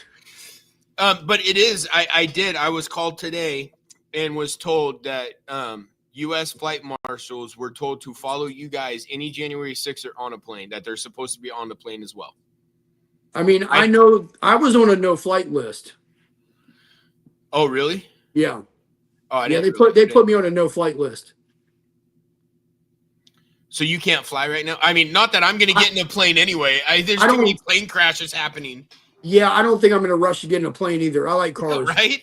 But yeah, I don't know if I'm still on that no-flight list or what, but yeah, I definitely was for a time period. So even like when I got charged, I moved out of town because I didn't want to stay in DC. I was doxxed there. I couldn't get a job. I couldn't do anything. So I ended up I moved in with a girl initially, and that didn't work out at all. So after a month and a half, I moved out of there and I went to Nashville. I went to Nashville within like 2 weeks. I found a bartending gig. I had to be honest with them off the bat. Like I showed them who I was because I knew they were going to find out one way or another, but they were okay with it. And ironically, they were left leaning. They just weren't that far left leaning, so they were okay with me, and they gave me a job. It was a good bartending gig. I made decent money, and that lasted all the way up until I ended up having to turn myself in. Yeah. So you had to turn yourself in? What, they have a federal warrant? So what happened is I was on a ankle monitor because I got arrested the day of, and charged that day. And they let me out on an ankle monitor. So what ends up happening is I'm out for 11 months-ish, and they gave me a curfew, which is the stupidest thing they could do because, I mean, obviously the charge that I caught was at like noon. But also, I was a bartender. So obviously I'm going to work nighttime, okay? Yeah. So they finally give me permission to work my job. Now, keep in mind, you have an ankle monitor on me, so you know where I'm at, all right? So we end up going into another hearing where they were trying to violate me for curfew. And their argument was that I was at the bar different nights longer than others. And obviously my response is, well, obviously on a Saturday night, I'm there later than I am on a Tuesday night. Yeah. And so they kind of dropped that issue. But then what they went into, and this is how I knew they just wanted to shut me up.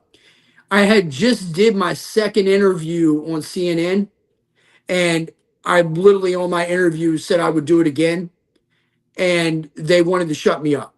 So the judge gave me until Monday to turn myself in, which was an interesting experience in its own. I was super stressed out. The morning of, I basically went to a bar and got trashed. So when I turned myself in, I was smashed already. And what's funny, so I get up to the office and they know who I am. And they left me out in the office for another 10, 15 minutes and kind of let me do my thing. So I made my last TikTok before I got locked up. And my last TikTok was me walking around the federal office playing Feds is Watching. So that was my last TikTok. I think many and a few of them actually still have that video of me doing that. But oh yeah, no, they're all in here. I'd like to see that. And like Christy said, don't tell anybody where you're at.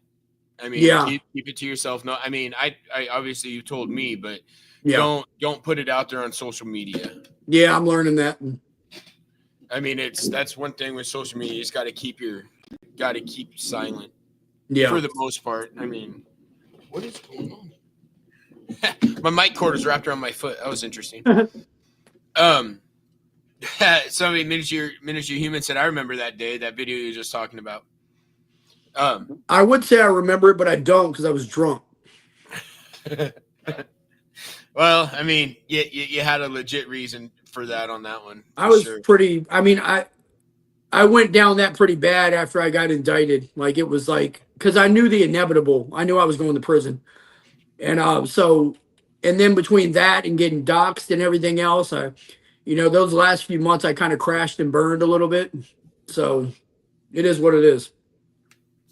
Yeah, TikTok is definitely censoring stuff. I'm noticing that I'm getting less and less views on my stuff right now.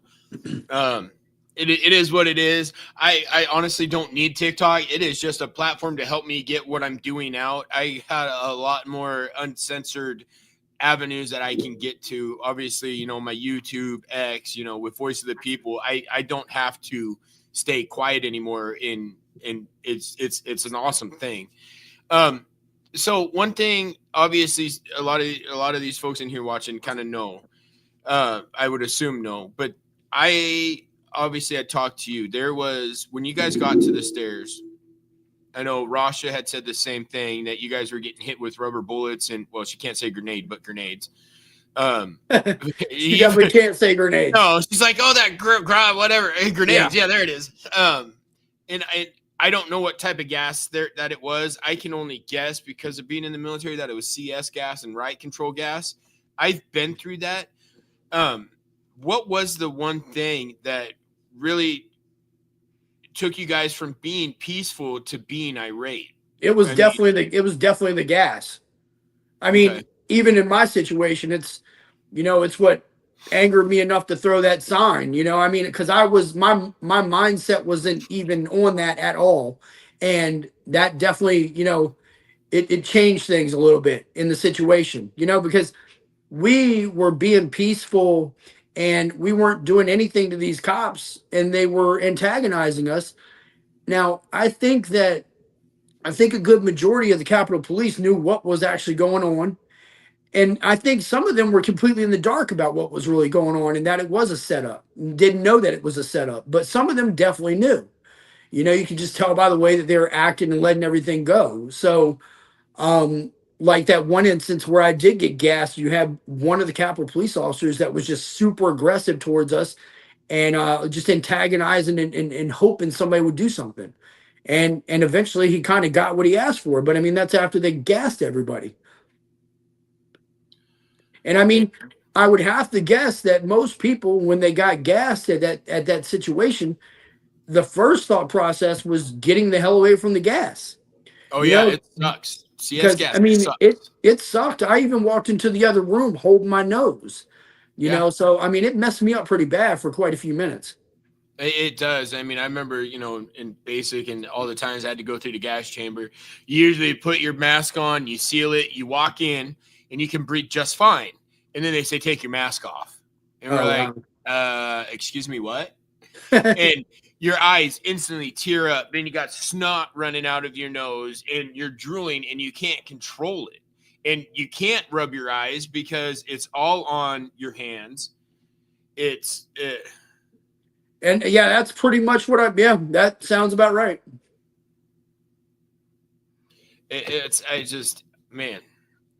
So it had to have been CS gas, or it might have been pepper. But that's more of a spray. When that happens, it's they want to spray it in your face. Yeah. But why were people breaking now? Okay, how do I say it? Was it actual patriots that were breaking the windows out on the stairs and going, or do you believe that was antagonistic of another group? So what I think is that if any actual patriots did do anything, I think that they were antagonized and maybe pushed into those situations, as I similarly was with the sign. So that would be my guess of that. We know that there were people planted there. We know that people were antagonizing other patriots to do stupid stuff. But then you have stuff like, you had the one guy that was actually, I guess he was only 30 seconds in front of me, that apparently broke that window out with the police shield. Those windows apparently had just been replaced a week prior, and not for nothing, there's no way that you're breaking the glass at the Capitol with a police shield. It's supposed to be like 2-inch thick reinforced bulletproof glass. So I mean, how that and if you look at that video of it happening, like that glass just shatters like it's like a car window. It shattered like it's like one pane windows. Yeah, I mean there's no way. Oh yeah, no, it's ridiculous. I mean, they literally were shattering right away. And it's like, I know what single pane windows do. You can hit it with a little tiny rock and it's just going to go. Psh. Yeah. You put double pane in there, you got to throw a rock. If you put triple pane in there to help with weather or whatever, you're not breaking that unless you shoot it. Yeah. You can throw a rock and it's gonna make a little dot and it's not gonna do anything. Well, I mean, so like in another incident that happened while I was in there. So like I was in there when Ashley got hit, and I was on the other side of the building. I wasn't in that area, but I heard the shot. But the next thing I heard was the most disturbing part, and that was the cops. At the time, I didn't know any better either, but the cops getting on their radios and saying it was one of us. Saying one of us. You guys did that? They're saying one of us shot somebody. And you're talking about Ashley, I'm assuming. Yes. Yeah, no, that was the cops that did it. Well, exactly, but they were trying to put fear and put out there that there were patriots and there were guns, which just wasn't true. You know, so it was just all part of their false narrative bullshit. So, hey, for all you guys watching, anybody that was a part of January 6th, I know Patriot, you were in there when they're commenting. This is my radio email. If you guys write it down and shoot me an email, I will put you on my show. And Josh has already agreed to be a co-host with me. So any of you that are in here that want to get your story out, please email me and I will have you on my show. Yeah, So we definitely want to. Right, we definitely want to hear from you guys. And like, needless to say, you know, I did 3 years in prison, so I'm probably dealing with a lot of the same issues that you guys are dealing with. And you know, let's come together and just be there for each other. Yeah, yeah, exactly. We all. I mean, we have the platform now, and in the backing behind with the government and stuff. We don't have to be censored. And I really think we got about, I don't know, I would say a 12 to 20 year run of Republicans, because everybody knows it's going to get better and we're going to keep voting. And it's going to keep, like, I can really, truly, I can see it being like Vance and Candace Owens on the next election. Yeah. And then Vance Owens. I love Candace Owens. Oh, she's amazing. And then Owens and, Charlie Kirk or Tucker Carlson for 8 years behind that. I could see it happening. You know who I got to take a picture with at the first rally that I went to in November, which was the most awesome thing, is Brandon Tatum. Really? Officer Tatum. Officer Tatum. Yeah, I actually ran into him on Pennsylvania Avenue during the rally. And, of course, I took a picture with him. And he's just an awesome dude. He's a lot bigger in person than I thought he was, too. He's a big dude. Yeah, he's a big dude. Hey, there ain't nothing wrong with that. I mean, the thing is, I don't get why this was like that. So now, you had told me, I mean, offline talking, that when you walked into the Capitol, that there was a certain somebody just sitting in a chair watching you guys walk by. Yeah. Can you explain that explain that avenue of this? Because obviously you guys didn't feel threatened. No, I mean, again, we were walking right by Capitol police officers that weren't even attempting to tell us to do anything. I had to personally stop and talk to one myself, where I asked him if I was allowed to be there, and his only response was, yes, just don't break anything. That was the answer that I got from him. So at no point did I think that we were anywhere we weren't supposed to be. Damn. And yes, Miniature, I want to get all your guys' perspectives out there, because no matter what, you weren't in the same area Josh was. You could have seen different things. You know, Rasha probably wasn't right there. I mean, that poor lady got from what she's told me, went through hell because she went into the front door and took a picture and left. She said she wasn't even in the Capitol 55 seconds. She literally took a picture and left, and she's gone through hell because of it. And I just don't. Now, don't get me wrong. And I've told Josh this. I think that there was probably people that went into the Capitol that were there with malicious intentions. And I do believe that there was some of them that probably did do malicious activities. And those, to me, were the ones that I went back. I agree with them going to prison. I mean, so, out of 1,500 people and everything that happened that day, you're gonna have a few bad apples. It's just it's a numbers game. It is what it is. So What do you think of this comment? It says, what do you think of the judge giving Proud Boys names away to the church? I don't know what church she's talking about. I think it's disgusting. I mean, you know, something that happened to me, which was also disgusting, the day after I got sentenced, the Washington Post wrote an ad on me, and they dropped my kid's name in the county that they lived in. And not for nothing, my last name is Pruitt. There's not a whole lot of Pruitts.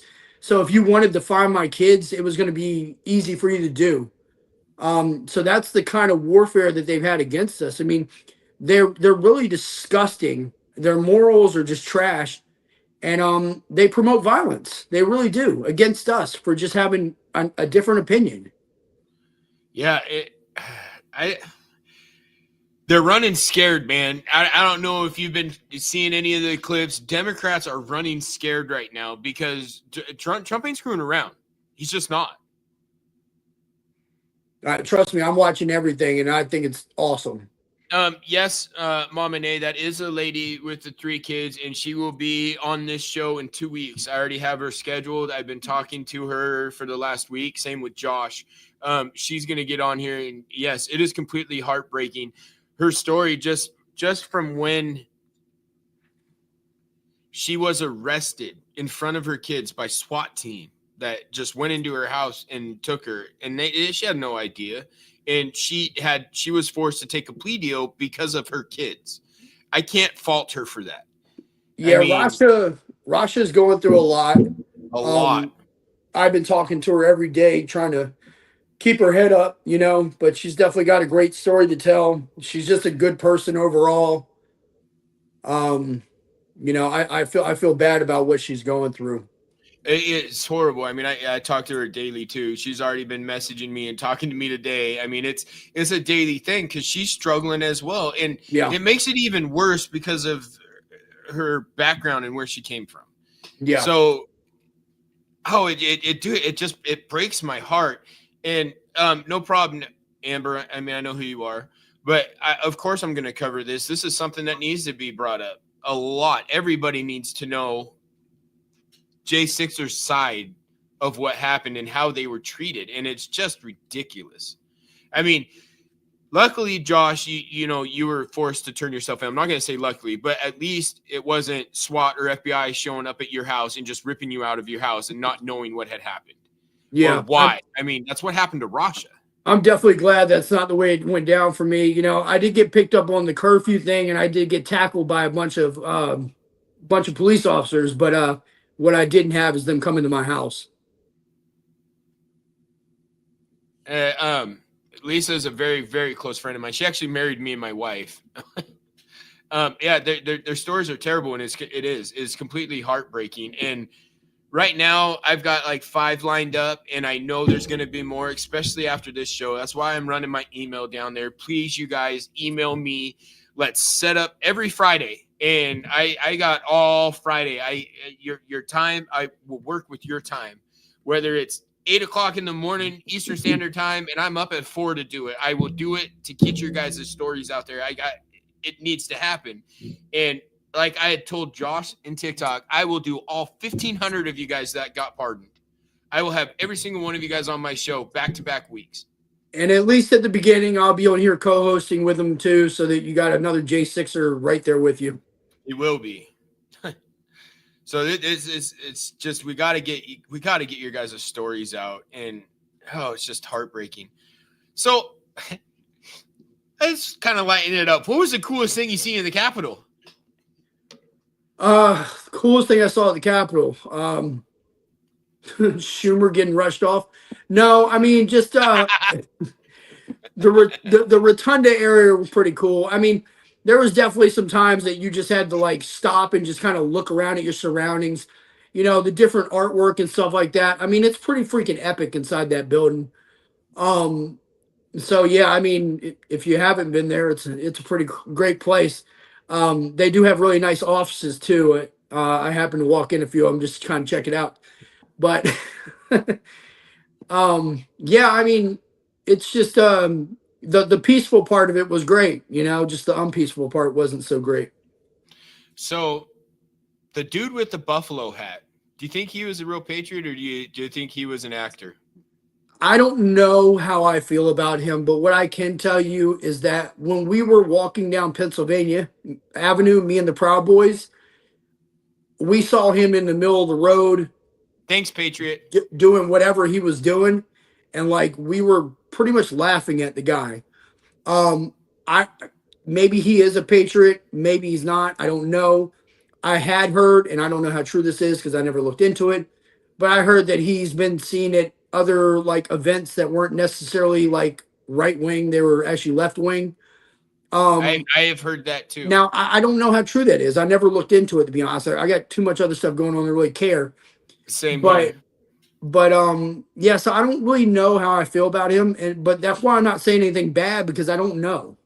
See, I'm curious. I bring that up because I have heard both sides, like he was, and then he's an actor, and then I also heard you never went into the actual where they hold the Senate meetings or the Congress meetings, right? No. I had seen videos from somebody from January 6th that went in there, and they were videoing going in there, and there was news crews on the very top filming down as they were coming in. You can't tell me it was rigged when there's news crews right where they were funneling you guys into. Yeah. I mean, you can't tell me it's not rigged. Like it was definitely made to get to you guys, and let's say, like I said, you weren't in there, so you won't be able to say if that was really true or not. Yeah, I don't know how true that is, but I mean, like, just even watching some of the videos, I mean, some of the stuff I've seen, I don't know if you've seen this one video in the last few days, where it showed a Capitol police officer dropping a clip on the floor, like a magazine, it's a magazine from like a Glock 19, and he just like throws it on the floor. I haven't heard that. Yeah, the shaman. I don't know if he or whatever. I don't know if he was. I would really like to know if he was a paid actor or if he was legit, just that crazy of an individual to go in there topless with paint and a buffalo hat on. I guess the one thing I would say though is like it kind of irritates me that like no matter what, he definitely was looking for attention, and he's getting it, and he's getting more attention than a lot of the guys that were actually really there for the right reason. And, he's getting on like the Hodge twins show and stuff like that. And it's like, some of us went through a lot more than him. I know he went to prison, but he did significantly more time than me too. So, and you would think that somebody that got as far as the chambers, they would have hit him over the head, but apparently they didn't. So, Oh, really? I see. This is good. It's good to know. She said that he was an actual patriot. He said they welcomed him in. I know someone personally that is friends with him. Okay. Okay. Well, that's good to know. That's why it helps a lot. That's why I didn't want to say anything bad, because again, like the only interaction I had with him was us walking by and him doing something weird, and we laughed at him. You see this comment? So I've heard that too. I don't know what tattoo. Well, I don't know what is a pedo tattoo, but yeah, I heard that. I've heard he was a QAnon shaman too, but I don't know what this tattoo is. I don't either. I've heard of this. So what I've heard about the tattoo is that basically, if you go and look up like what they use for a code of a pedo, it's like the upside down like pineapple thing or whatever for swingers, but for pedos is that's what he's got tattooed on him. So I don't know what the actual symbol is or what to even look for, to be honest. Yeah, I have no idea. I could never find her office. So, I mean, yeah, that is weird how people, knew right where to go. That is extremely weird, Christy, that certain individuals knew right where to go to do certain things. I mean, that's a big ass building. Yeah, I mean, so like for me, when I ended up down the hallway that Chuck Schumer's office was, I was actually lost. So like I had no idea what I was even walking down, and he just happened to walk out of this freaking office with Secret Service. So yeah, for somebody to know exactly where that was is interesting to me. See, yeah, so the fact that they knew right where to go tells me that those individuals were probably actors, or they had been to the Capitol before and just kind of knew. But aren't those offices like behind closed doors where public can't go? Not that much, no. Really? I mean, I didn't have to go anywhere special to walk down that hallway to those offices. See, I've never been to DC. I mean, I might have went through a doorway or something, but if I did go through a doorway to go down that hallway, then that means they had the freaking door open, which is even more suspect. It's fucking, there's too much to go through. Hey, you guys, I'm going to play a song from a good friend of mine. He's a retired Marine. It's Scotty Fraser. To be quite honest with you, I got to take a leak, and I'm sure give Josh a second to get up and move around. I'm going to play this song. His name's Scotty Fraser with Sergeant Records. SergeantRecords.com. Wow. And he's an amazing dude. He's a retired Marine. I've had him up where I've flown him up to where I'm at. We've put on Christmas concerts and stuff, Christmas concert this year for homeless vets. He's an amazing dude. So give us about 5 minutes and you guys come up with your questions. Not going anywhere. Josh has blocked out a little bit of time for this. So please bring in your questions. If any of you want to jump in here, I will send you a link if you personally want to talk to Josh. I just need an email. So we're going to play this song and we'll be back in 5 minutes.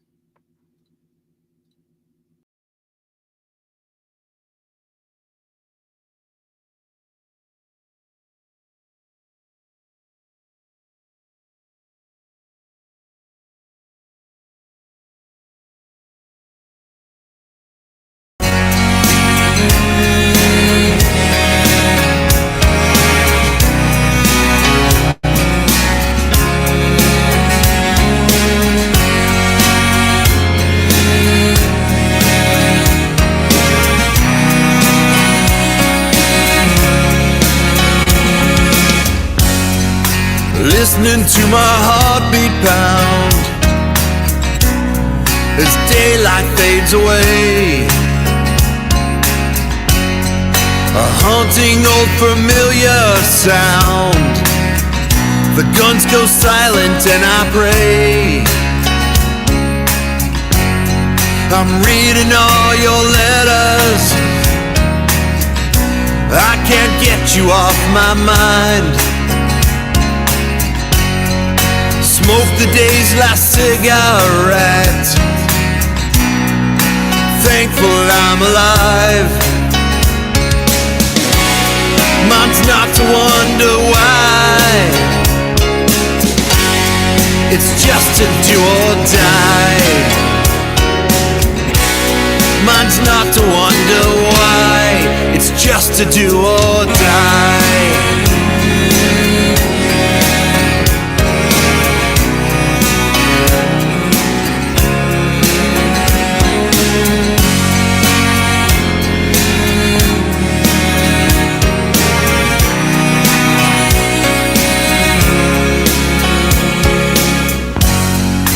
Helmet for my pillow. I rest on broken glass. Only heaven knows how long can this all last. I lived another day, but trouble's all around. The guns have fallen silent tonight, but the silence is so loud. Mine's not to wonder why. It's just to do or die. Mine's not to wonder why. It's just to do or die. I look up at the stars. Through smoke I see the moon, and I wonder where you are at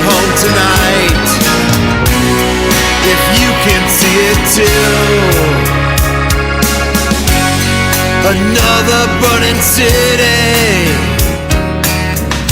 lights the fires in the night.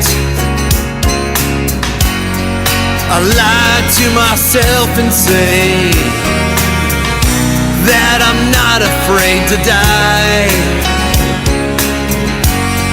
This war is taking me so far from you, and if we meet again, I'll hold you close and never let you go. But until then,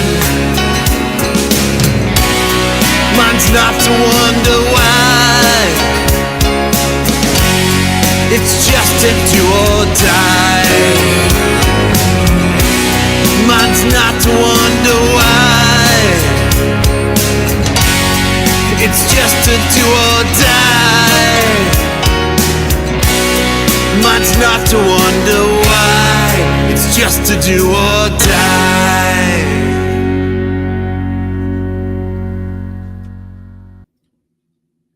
So, you guys, that was Scotty Frazier with Do or Die. And he's an amazing, awesome. He sounds like David Bowie. For those of you, if you're old enough to remember who David Bowie is, he sounds like David Bowie to me. I don't know if you heard it, but that's what that's what I think. Can you hear me, Josh? Yeah, I can hear you fine. All right. I was over here. I think I have a TikTok addiction because I would have made a video while we were on break. This is a great comment. I don't know how to say your FUX on. I don't know, but yeah, only two have offered to give their lives for everybody in this country, and was Jesus, and it's an American soldier. Very much. Oh man, that's an amazing comment, and I love that. And thank you for saying that. Yeah, you guys, nice. I'm not on Rumble, but you can find me on Facebook, Big Grizz 1313 on Facebook, or the Big Grizz Show on Facebook. I'm not going to give you guys my personal one because I don't know who's all watching, but I am streaming on that and on the Rumble stuff with Voice of the People. Same places this gentleman will be hopefully here in a month or so. We'll be having him have his own show, and yep, that's going to be amazing. I can't wait to hear that because this is raw and unfiltered. We're not. Yeah, I mean, I more than look forward to it just because I'm not being censored for once, and everywhere else is censoring me. So I'll be able to come on here and actually run my mouth.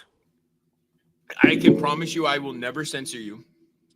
The only thing, and sometimes it slips, is dropping the F word. That's the only thing and it's slipped with me today already. And that's the only thing. I don't give a shit about what you say, who you talk to, anything. You know what I mean? We actually, I got a link to send out here. Another gentleman, you'll see. He's okay. Gonna be, well, I don't really want. He's gonna be hopefully soon. When he makes the decision, he'll be going right along with us. So I got to be careful with what I'm saying, because I don't want to ruin anything he has for himself right now. His email is really called human. Oh, this guy. He's a good friend of mine. I love him to death. We've always worked really well together on. Yeah, I think you. I remember you talking about him the other day. Oh, okay. I got, because he sounds like he wants to jump on, because I did say shoot me emails and I'll bring whoever in here that want to talk to you. So yeah, he just texted me and said send me a link. Yeah, let's go. 42A. So I just got to get this link set out. You guys, this is crazy. I'm not gonna lie. With everything that's going on, this is probably the most watchers I've had. I don't even know where the audio is. I'll have to talk to Dan afterwards, because I know I'm broadcasting to his audio audience. So I'm really curious to see how many people are watching. Right now on Facebook's 13, but that's not to include what's on Rumble. And this is just people that are commenting. It's not to include what's on Rumble, Okay. X, my 2 Facebooks, my YouTube, Voice of the People's YouTube. I don't know the views on that. All I can see is who's commenting. And at this moment, 13 people have commented. Okay. But I think that's about how many people I invited. It was up to 18 that were actively in the show, but that doesn't stop anybody from scrolling through Facebook and seeing, oh, I'm just going to sit in the background and watching. So yeah, I'll pull up the analytics and I'll talk to Dan afterwards because I'm really kind of curious because I've promoted the crap out of getting you on here. And I'll be doing the same thing this week. I'll be making more videos and promoting the crap out of. As soon as I know for a fact Dan Valdez wants to be on, he's a gentleman that was a J6er, and the little bit that I do know is him and his son were there, and they were both put on house arrest, and they were separated. They weren't allowed to see each other till the court or whatever. In the process of all that happening, his son had passed away due to a car accident. He didn't even get to see his freaking son. So I've talked to him. I have an appointment set, but I need to work. I need to make sure that he's going to be here next week. I definitely been watching a lot of his stuff. So you know who I'm talking about? Yeah, I know exactly who you're talking about. Hey, so check it out. We got Battle Rhythm Podcast coming on. This jackass. This a-hole. Josh Caesar, good friend of mine. Like What's I up, said, brother? I don't want to ruin what he's got going on. So I'm not. He can tell you if he wants to. I ain't going to take. I don't even know what you're talking about. First of all I came in here is to tell this dude, Josh, is that dude. I really appreciate what you have done. I am so sorry that you had to endure the shit that you endured, because nobody in the right context or in the right mind should actually have to go through that part, especially if you know you're 100% right. Yeah. Right? Because we as patriots and we as veterans, we want to make sure that we will always uphold the Constitution no matter what, right? And that's the one thing. So I commend you. Thank you so much for what you did, and I am so sorry that you had to go through what you did. I mean, Hey, hang on a sec, you guys. I'll show the comment. Dan, thank you. Can you drop numbers and show me? And this is what I'm commenting to right now. It's all over the world. Look at that. This is our audio. This is the audio that we've been doing, and he gets the analytics, so he knows where it's going. Oh, okay. That's Dan. I appreciate that, by the way. And one thing I will say is that I wouldn't change that day for anything for me, because I am a proud patriot, and that's saying a lot for somebody who spent 3 years in federal prison. Yeah. No, man, dude, I can't even fathom that thought, dude. I can't. You know what I mean? I spent a year in Syria, and that was like almost like a federal prison, to be honest with you. Because I couldn't go anywhere. Here you are. And I know you're. If you're a believer, you know what Syria means. You have Damascus going down that way. There's a lot of stuff, and I would have loved to have gone to see these sites, but because of the political environment that it was in at that point in time, there was no way I could have gone. And you know what? Is that on my bucket list? Of course it is. I think if you're a believer, you definitely want to go to something like that and actually see something of that sort, because you're like, hey, do you want to get baptized where Jesus got baptized? Heck yeah. I mean, who wouldn't? Yeah. You know what I mean? So, funny thing, you say you were in Syria. 2003, I made a wrong turn and ended up in Syria, and we weren't supposed to be there. Oh, wow. We made a right instead of a left, and boy, we had like a 20 vehicle convoy, and it was not a good thing. He forgot to do this. Oh yeah, it's this one. Yeah.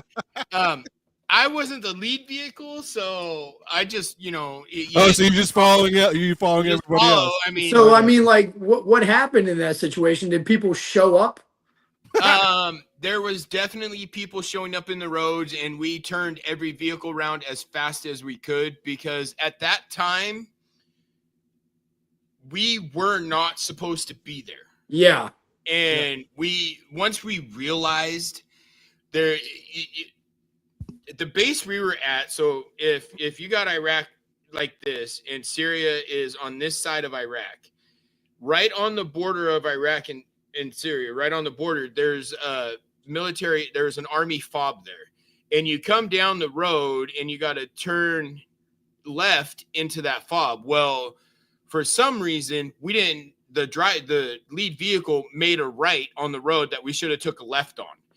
And once the map showed where we were at, we did everything that we could. We were out walking around the vehicles, making sure everybody could turn around just to get out of that country. Wow. Because we weren't supposed to be there.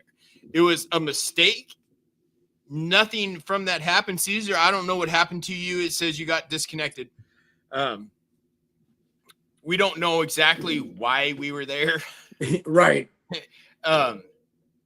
And luckily the people were very nice, and that we could tell, but there was definitely an influx of people coming to right where we were. And it was like, holy hell, we need to get out of this like right now. I mean, the same thing happened like in 2003, we when we went in the invasion, right? So I was personally, I was the 19th Humvee that crossed the border, not even 5 minutes after Bush declared war. Right. And we were ready. We knew it was coming. So we were all sitting in the vehicles ready to go. And we crossed, and probably one of the most nerve-wracking things in all the shit I had to go through, whether it was, going into buildings, firefights, any of that, was when we got to Baghdad and they were setting up an ambush, and we could see it coming. So we were trying to push through as much as possible. Well, the thing with Iraq, there's probably 8 million people in that town. Yeah. And it's very small, and it's just one road in and out that we were on. Well, the one and only time we ever had to go fix bayonets, which, that's not good, because that's people really close for you if you're getting told to put your bayonet on your rifle. Yeah. And we were outside the vehicle, walking next to every vehicle. I mean, they weren't even doing half a mile an hour because there were so many people, and we were literally poking people. I don't want to say stabbing, but I'm sure that happened. But we were poking people to keep them away from us, because they were running down the sides of the bags and cutting bags open. And I mean, we were standing out there trying to keep them away just so we could get through Baghdad. It was something else. That was probably the most nerve-wracking thing I had to deal with over there, just because we didn't know what was going on. And we had no armor at that time. We were legit no camp. What was that? Yeah, what was that? 2004, 2005. Yeah. What do you got? I got I definitely commend all you guys in the military. I mean, that was the probably biggest mistake I ever made in my life, is when I went to the recruiting office for the Marines not joining. So like 9/11 for me, I lived in DC, and I was driving down, I was driving down Pennsylvania Avenue, and I'm listening to it happen on the radio. And I had to drive right by the White House, and they stopped us and everything and looked in our cars and everything. So I had to listen to the whole thing happen. So, and the way that DC was that day is, at that point, if you were in the city, you couldn't get out. Oh, and that was all day long. And if you were outside the city, you couldn't get in after everything happened. So I was going to work, but I had to stay till about 10 o'clock that night before I could leave the city. Wow. So how many people do you think were actually there? Because I mean, judging by me, from what I seen, there was like a few million Patriots and Trump supporters there. You don't think so? Yeah, easily. Wow. There was really that many people that were there? Absolutely. I'd probably say there's 5 or 6 million people there. It was that crazy, because it wasn't just right there. It was down other streets too. But they just focused on that one street. Yeah. Right. But I mean, Pennsylvania Avenue, the walk from where Trump was speaking at Freedom Plaza to the Capitol is like 10 blocks. And it was completely packed the whole way down. The whole area of DC, if anybody hasn't been there, it's pretty accessible by foot, unless you're going to unless you're going to like the different museums where sometimes you have to take the metro to get there, but it's pretty accessible walking. It really is. You can access pretty much everything. Yep. I mean, it was definitely built by the Masons. You know what I mean? Because for sure.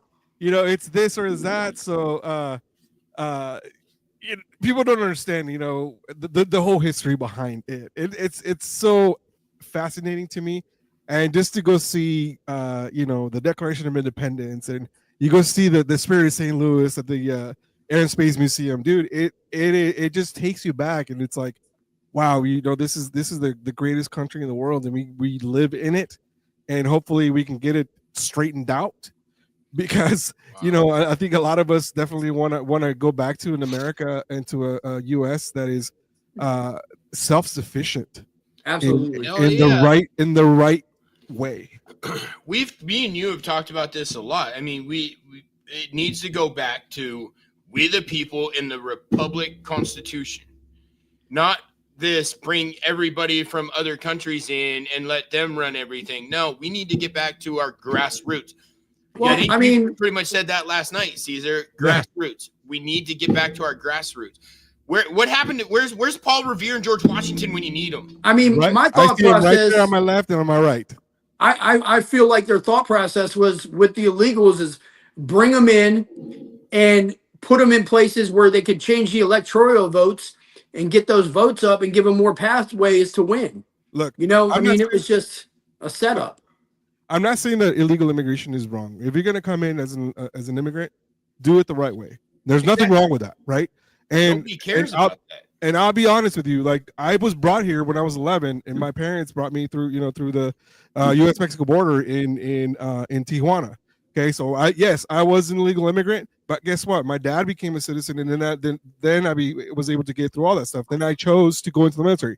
Yes, I did it wrong in the incorrect way. However, I had no choice because I was 11. You know what I mean? It wasn't me. Well, yeah, of course. You know what I mean? And I chose to defend this country because this country gave me my life and gave me everything that I wanted to do, right? So it gave me the freedom to go to school, gave me the freedom to go to, to get a great job and all this stuff. Now I have somewhat of a voice to actually say I can do this. So we're not saying that the illegal immigration is immigration is incorrect, but if you're going to come to this country, do it the right way. There's no one's saying that you can't have it. Just do it the right way. But also, if you're gonna go into that, look, I'm going back in history, right? In the 1940s, there was this, especially in the U.S.-Mexico border, the relationship they had. There was a program called the Bracero program, right? And who works the fields in Yuma, in Arizona, in California? Who works those fields? The Mexicans do, right? Mexican Americans do. They traveled around in the different seasons to actually get your lettuce, your onion, your potato, all that stuff during that time. In the 40s, in the 30s, 20s, 30s, and 40s, there was this program called the Bracero program, meaning that they would come and they would work the seasonal jobs for that time, and then they would go back. All they want to do is work, make money, and go back, and that's it. Bring that type of program back where they're actually able to just come in and out during that seasonal job, and nobody's taking those jobs. I'm sorry, like if it's a lot of American society, if it's not a unionized job, sometimes they don't want to take those jobs. Now, the only thing that I would say, and this is just personal, I'm not the biggest fan of, is people coming over here making a bunch of money and just taking it back to their countries. But no, in a way, but let's be realistic though. Like those jobs in the fields, right? There's picking strawberries, picking lemons, picking whatever it is. You and I, if we're educated, I'm not going to take that job. My parents did. I worked it. Yeah, I grew out of it. I'm sorry. I'm not going to take those jobs. I mean, I agree. I'm not going to take it either. Yeah. So, if those guys are making, and they don't get paid by the hour, they get paid by the bushel. However many, however many boxes of strawberries you make, that's how much you make. You get basically paid per pound or whatever. It's not glamorous. So that's where if you see these videos where people are actually in the fields, they're running because they need to make, the more they make, the more they pick, the more they make. Yeah. So think about that. No, I get it. And like you had said, I mean, do it the right way. If you're legal, you're legal.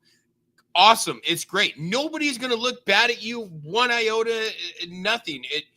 Race, nothing. None of that matters. Just be legal.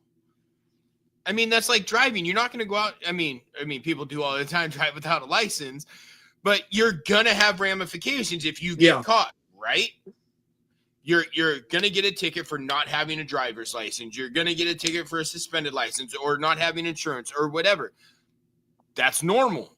So what is it's bad? Expected. Yeah. So what is so bad about ramifications for coming into this country illegally? I've been watching these stupid ass liberals that are getting on there and saying, "Oh, they're not illegal," and then you got old Holcomb up there. They crossed the border illegally, right? What was it? They're illegal. The new border saw when he was in Congress debating with AOC. He's like, he they broke the law. that was the funniest thing, dude. I was like, no. When they said how many of them are criminals, and she said all of them because they crossed the border, it was great. Yeah, that was the new press secretary. Yeah, wasn't it? Yeah. Oh, dude. Yeah.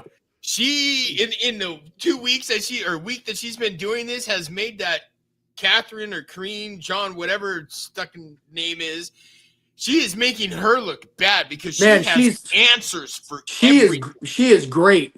Like everything. I mean, they can't even mess with her at all. Oh, she's got all the ammunition she needs. Mm-hmm. It's the same with the previous press secretary that Trump had. She was really good too. Oh yeah, Kaylee. Yeah, she was really good. Awesome. Yeah, she's awesome too. But that's what you get. Trump gives them the information that they need to talk to answer these questions. Well, they're in those briefings. Yeah. I have 100%. I'm 100% sure that they're in those briefings when he's getting briefed in the morning. That he's like, okay, this is the talking points I want you to hit today, and they have to have the I'm pretty sure. You know what I mean? They have to be. He is making the left side look so bad right now by just doing by what he said. I had somebody comment on one of my videos or was in a live or something. I don't remember. He goes, "What has Trump done? He's just a liar." Here goes me. So he said in his rally he was going to deport illegal immigrants. Newsflash, that's happening right in front of your eyes, and you're pissed off about it. He said he was going to investigate all the money and where it was going. What's happening? He said that he was going to oh, damn it, I lost my train of thought. Fix Ukraine and Russia and the Israel thing. All of this is happening. So what has he lied about? Name one thing that he's lied about. I don't know if you guys seen the press release he had or with Netanyahu when he did the interview with Netanyahu. The U.S. is taking over Gaza. According to Trump, the Gaza Strip is going to become a U.S. territory, and he is going to get rid of all of them. He said it, and Netanyahu agreed to it. Yeah. So he's going to build a hotel at the Gaza Strip. Remember? Yeah. No, he's saying he's going to do that. He's going to go in. He's going to send us over there. He's going to get rid of all of Hamas, and he's going to build Gaza like he knows how to. And Netanyahu or BB, whatever Trump was calling him, agreed to it. Not to mention, Putin came out and said that he is willing to negotiate with Trump. He did when he was in office the first time. He did that. He did. Same thing with North Korea. They negotiated with us as well. All of these people that are supporting Ukraine, Zelensky got mad and basically told Trump to fuck off because Trump was going to stop the funding to him. Well, yeah, you stopped the money cow. That's why. The thing about people saying that Trump doesn't do anything is, even when it came to my pardon, I'm on the phone with my dad, and my dad's a freaking crazy liberal. And he was just like, don't count on that pardon. He doesn't do what he says he's going to do. Da, da, da, da, da. And I swear to God, I get pardoned. And like, I talked to my dad and like, I don't even know if he was happy that I got pardoned. It's like he almost wanted, he almost wanted the got you moment, and it's just like, it was just so weird, I mean, that's another thing that Trump said he was going to do, and he did it. What day did you get your pardon? I left on the 20th. Okay, so the day he took office, you guys were pardoned. Like he said it was going to happen. He signed the pardon at like 7:30 at night. I was getting my cell door opened at 11:30, told to pack my shit, let's go. Damn, that's So, pretty like quick. like literally quick. 4 hours later. Yeah, it would have been sooner, but he was kind of busy. Yeah, yeah, exactly. Dude, He that was, dude's saw- like, he was dancing, dude. He was dancing. He didn't want to If do you nothing. if you saw when he signed that executive order, he passed it to him. And he said, "Get it down there right now, so we can get him out tonight." Yeah, I mean that's literally like what happened back in the day with the Iran Contra stuff. You know, remember when Reagan took office, the day off, they released those prisoners. I know I'm going back and probably dating myself, but I mean I remember that vividly. I was like 8 years old when that happened. Let's say I don't remember that. well, Yeah. Josh, needless to say, I think you're younger than both me and Caesar. Yeah, I'm about to be a grandpa. No, I'm I am pretty a freaking grandpa. old. I'm pretty freaking old. So let me say, before or after 85? Before. Oh, you're closer to my age then. yeah, I I'm mean, a I'm- 70s baby. Hey, I'm 81. Me too. We're the last generation of Gen X. The last year of Gen People can say whatever they want, but I don't. I would say Gen X can go up to 85. It depends on who you were raised by. So that's the thing. You're okay. So the cutoff was 1980. I'm just listen. Yeah. To me, hear me out. So what 1980 one was the person cutoff, right? For Gen X was 1980. Now there is a micro generation called the sexennials, right? Because they're kind of millennials at that point. So it's a combination of Gen X. So if you're like born in like the latter part of the Gen X, like 70, 77, 78, 79, 80 into the 85, that is the micro generation called the sexennial. Because Right? I can tell you, I understand pretty much zero of that, but what I do know is I look pretty damn good for 81. yeah. I'm not knocking that, but I'm saying is because we're part of both in a way. You know, you're a part of X because you probably had an older brother that was a Gen X or an older sibling, and then it was the you. old one. Okay, well there you go. But it's still the same. So I'm just saying there's a micro generation in there between the two of them that we can only call ourselves that. So yeah, that's what I'm saying. I'm Gen X. I don't give a shit what anybody says. And that's never because I've seen the cutoff was 80. I've seen the cutoff was 81. I've seen the cutoff for Gen X was as high up as 85. So nobody knows these generations. You can just put it on. To me, it's how you were raised and your thought process behind everything. If you don't agree or quiet like we are, to me, you're Gen X. If you don't want to get into anything. And I had seen I'll get to this comment in a second, Lorraine. I had seen a thing on I believe it was TikTok that it was a post of all the different appointees that Trump appointed. Every single one of them are Gen X. And then the lady was like, and you wanted to know where we were at? Well, guess what? We're here now, and the world, the country is going right. Nobody's playing around with it anymore. And you guys wanted to wake up the beast. Well, you kind of woke us up because that's who's running the country right now. Well, half of his administration is Gen X. That's what I'm getting at. Yeah. They effed around and found out. That's right. Yeah, exactly. On that comment, Lorraine, yes, you're right. I hands down agree with you. I don't think illegal immigrants should get Social Security or should get any sort of government assistance. I don't even believe they should be in this country. And yes, I'm homeless vets are near and dear to me. Caesar knows what I've been doing with them. And yeah, I think all of that funding should go to our homeless vets and just our homeless American citizens that are stuck in not being able to get a job or they lost their house. I mean, I was almost there. I'm sure Josh was close, to being like that when he got out. I mean, we've all gone through that, but we need to focus on Americans, not illegal immigrants getting all this welfare checks and all this other stuff who are so pissed off that they're crying and moaning and bitching and everything else on TikTok. And that's the misconception that people think about MAGA, right? Make America Great Again. That's really what it is. Put Americans first before everybody else. Like, exactly. You know what I mean? I don't need to be giving my, my tax dollars to all these dumb, causes, for a transgender cat or a transgender dog. Did you see how much money got funded for this trans? Have you heard of this, Josh? Are you talking about the mice and the Yeah. Dude, they're sending Yeah. millions. It's like what? What was it, like $1.5 million for a clown to learn how to do a balloon animal? So This is it's the ridiculous. mice. So they did a mice one, and what they were trying to see is if they transgendered it, and then they gave it some date rape drug that the LBGT community's taken to see if it would become more aggressive on the date rape drug. That's literally the research they were doing. So they were changing the gender and then getting the thing high. Well, this funding that is being exposed right now, it's insane. I mean, $1 million to, I think, Guam. I'm not 100% sure, for transgender treatments and surgeries.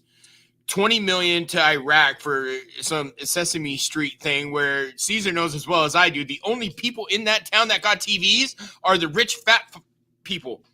Seriously, in the mud huts and driving through the desert, they don't even got power. I mean, it sounds like money laundering to me. Big time, and I think it's getting exposed. Elon's doing great things when it comes to that, because he is going to expose it. Him and Vivek. I would love, Vivek, if you ever hear this and you're watching this show, I would love to have you on my show. I really hope that one day soon we see a bunch of agents go into the Capitol building and walk out with a bunch of these Democrats. Oh, dude, I can't wait. It's going to be a glorious day to see. I just heard a fact. I don't know if it's a fact, but I just saw it on social media that that Elon Musk is actually going to spend $40 million of his own money to do Super Bowl ads. 4 of them. Yeah, 4 of them to actually expose, what every little thing of that Doge has found out. And what they really are mad about is the fact that they are now exposing their cash cow. Because, like you said, because they're probably money laundering, that it's gonna somehow come back to them, and just like, you know what I mean? Dude, they're running scared. Pelosi, Schumer, Maxine Waters, Patty Murray, the main chick, Warren, or whatever her name is. I mean, I can't even stand listening to her. She looks like something off of old lamb chops or something. She's just annoying as piss. These guys, these people that have done this are running scared, and they're trying to cause issues, and they're causing more of a divide than what there's already in this country, because they're scared. Yeah. Well, look at Joaquin Jeffries inciting violence. That's literally what they're doing. Between him and a few of the other ones, Elizabeth Warren. They're all inciting violence. I saw the funniest thing when it was a clip on TikTok showing Elizabeth Warren, and somebody wrote in the comments, they're like, "Yeah, get your tomahawks." Is she the one that said she was native? Yeah. Dude, there is no native in your body, doll. I'm sorry. No matter what anybody says, you're white as snow. You ain't got nothing going on in the background. Yeah. But hey, listen, with that said, I have to get going, but I just wanted to pop in here for, first of all, Grizz, congratulations on your new gig. Well deserved, and I'm happy that you found someone like Dan and Josh, and I'm sure that this is going to be super awesome. And I wish you nothing but the best, because this is great. Josh, it was great meeting you. Again, thank you for what you did, and I my heart goes out to you for the shit that you endured, and I hope that that your near success that you have here coming up in the future with your book, it's going to be great for you. And I'm letting you know right now, once you get that link to sell your book, I will have that link on my podcast to help you out, because once I get settled in and the air is cleared, I want to bring you into my podcast and kind of I'm not as political as other shows are, but I ask because coming from a human side perspective as to what you endure. What it, for a second. Huh? So I thought you were going to say coming from a human side, like you're an alien or something. Yeah, right. No, a human side perspective, because all this we are we are people. We have feelings. We have this, and somehow they dehumanized you by making you an scapegoat. Be like, that's the dude, along with the dude that took the podium or whatever it was. Yeah. They made a mockery out of our justice system, and all of a sudden, it just, that's what it is. But yeah, once I get all settled in, I have contacts to get in touch with you. Yeah, I definitely appreciate it. Yeah, I'm definitely open to jump over there and talk. Yeah, there we go. So guys, I'm gonna bid you adieu. I'm gonna get going because I gotta go pick up a little one. My 2.0, not my 2.0, but my wife's 2.0. So I gotta go pick her up and take her to go get ice cream because we got a soccer game to go to tonight. So you're gonna give her ice cream before the soccer game? Yeah, which dad doesn't give their daughter ice cream? So she's gonna have curdled ice cream in her stomach while she's running around playing soccer. No, she's not playing. We're going to go see a friend of ours. Oh, their son's playing. Yeah, I was gonna say rule of thumb: never dairy before any kind of workout. You will throw up. Yeah, I've been there, done that. We were in the military. We know you drink milk before PT, you're throwing up. Yeah, I wasn't drinking milk. I'm sorry. I'm just saying, it's not milk. That came out yet. Nope. And then you let it go. All right, right back into formation. We got to go. Yeah, exactly. Stand there and throw up in formation. It's not a big deal. So, all right, guys. Caesar, Well, thanks so have much. a good day. We'll talk. All right, dude. all right, Later. brother. Take care, man. So Josh, I will get you in touch. Caesar's a good friend of mine. All right, awesome. I will get you in touch with him because his podcast is, like he said, it's not political. It's the same along the lines of mine. I don't do political, but I can get into it, and I have my voice, and I don't care what people think. Yeah. But his is more just he'll want to share your story, which, I mean, bless his soul, dude. He has an amazing podcast. It's the Battle Rhythm Podcast, you guys. He talks a lot with VFW and the other one. I did it again. I was doing it all morning talking to him. American Legion. There it is. I remembered it myself. He does a lot with that stuff. And he's a great person, and he's got a lot of avenues that could possibly help you. Okay. We all do, and like I believe it was Lauren had said in a comment that she considers J6ers just like she does military, and you're right. I agree because they were standing up for what they believed in, just like I did in the military.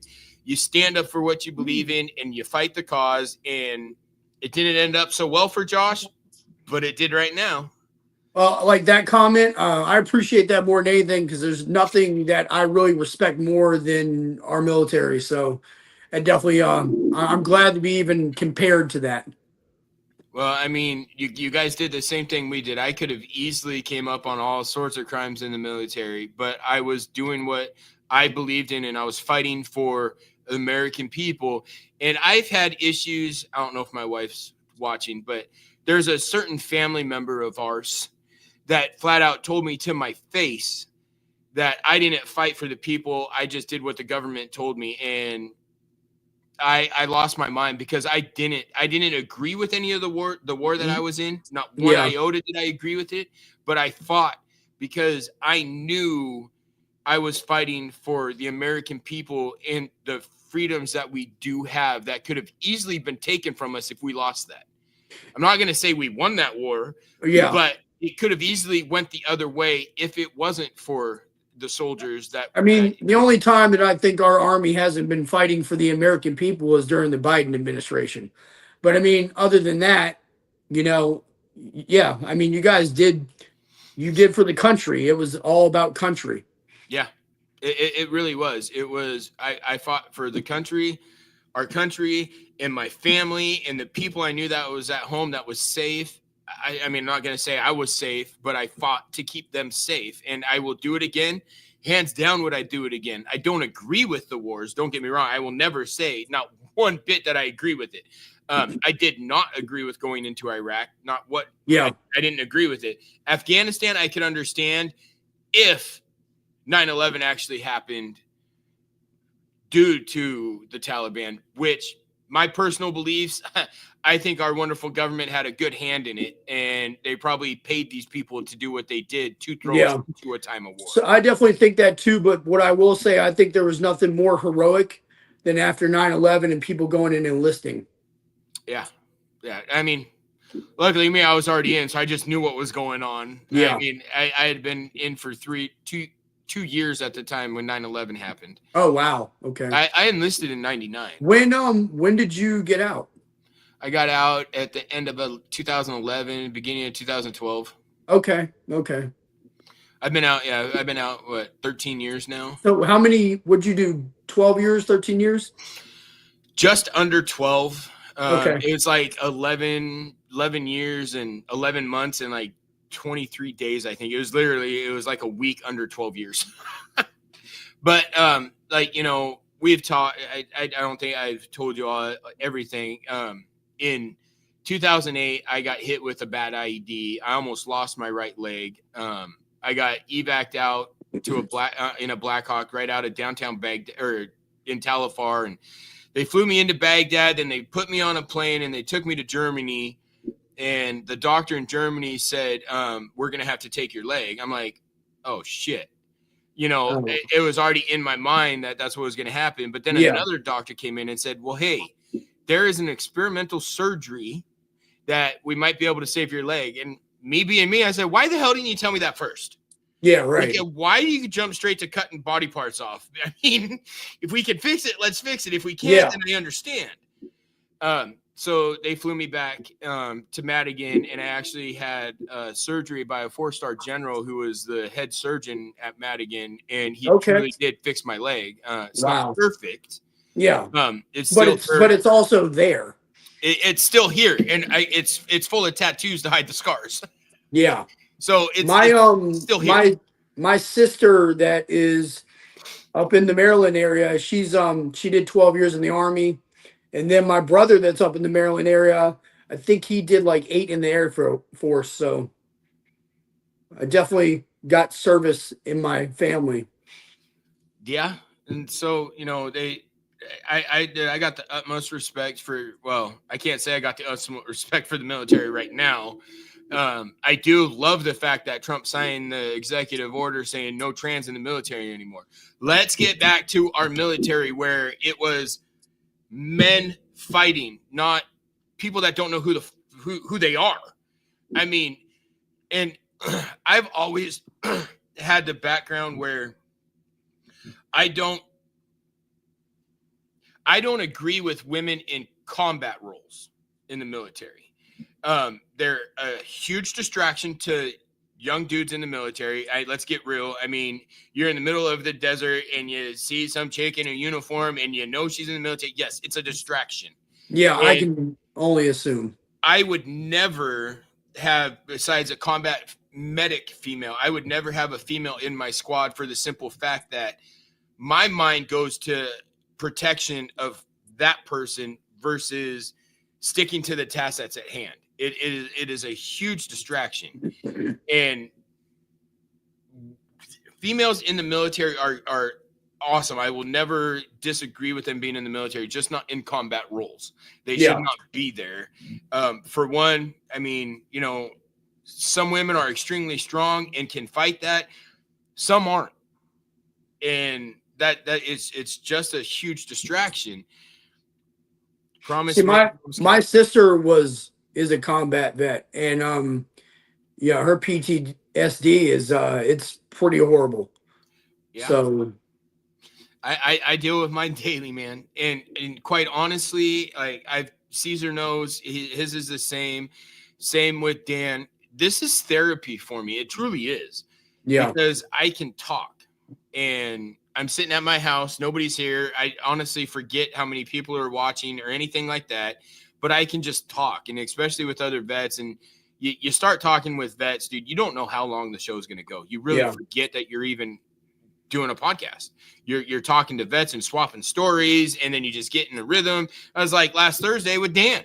Got on his show, ended up being on there for 3 hours. Yeah. I actually told you this a few hours ago when you asked me about doing the co-host thing, and I immediately said yes, because this is therapy for me too. It's much better for me to get out and be active with it and be in front of it than for me to sit back in the shade and hide. Whoa, wait. what Christie just put this on there. He said he would give schools back to the states. He shut the Department of Education down and locked the doors. I am freaking stoked. I actually seen a video of Maxine Waters standing there and a guy stopping everybody from getting into that. And she was like, oh, we need to fight this. We need to fight this. It's like, what are you doing? You lost your job. You can't get in there. It's what it is. That's great. I love it. And there it is. Promise made, promise kept. He said he was going to do that, and he did it. Trump has done so much in, 3 weeks right now? I mean, everything he said in his rallies and his whole campaign and everything he said he was going to do, he's done. So, and, people are not used to this because they're used to campaigns being exactly what they are, campaigns. And then getting into office and then making up excuses why they can't do something because their hands are tied. And he's done the exact opposite. He's came in and kept every promise. And then there's this one. You're right. He pardoned people the day of the inauguration. And I didn't realize Trump said this. They will be out tonight. That's amazing. Yeah. And you guys sure shit were. You were out that night. I was out that night. I literally... And he signed that executive order pretty late. He signed it at like 7:30 at night.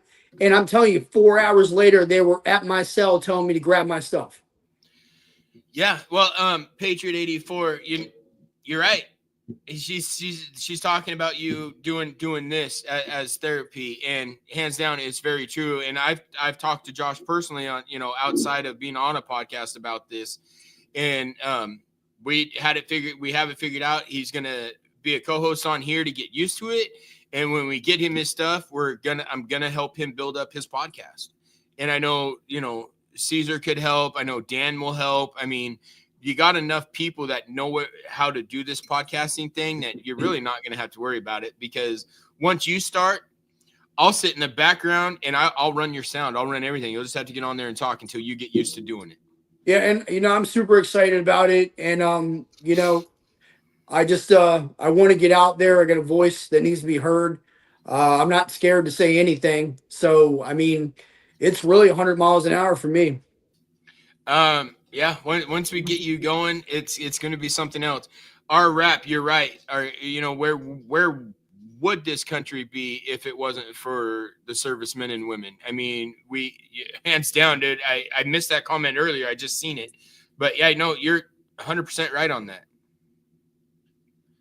And yeah, and Patriot said that, she's told you this will help you heal. And it's definitely going to help him get acquainted back to being a civilian and having all these freedoms again. Not for nothing. I like to consider myself pretty strong-minded and strong-willed, but when you just went through the hell that I went through, it would affect anybody. So it's definitely going to be a little bit of a road ahead of me, but I'm going to go right at it, as I do everything.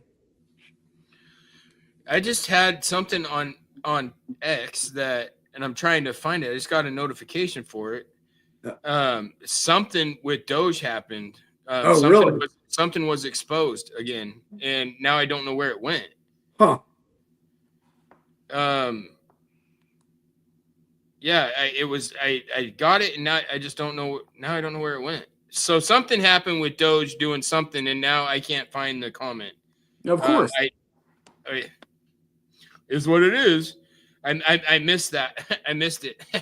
Yeah, just go to Conservative Ant. He probably already knows.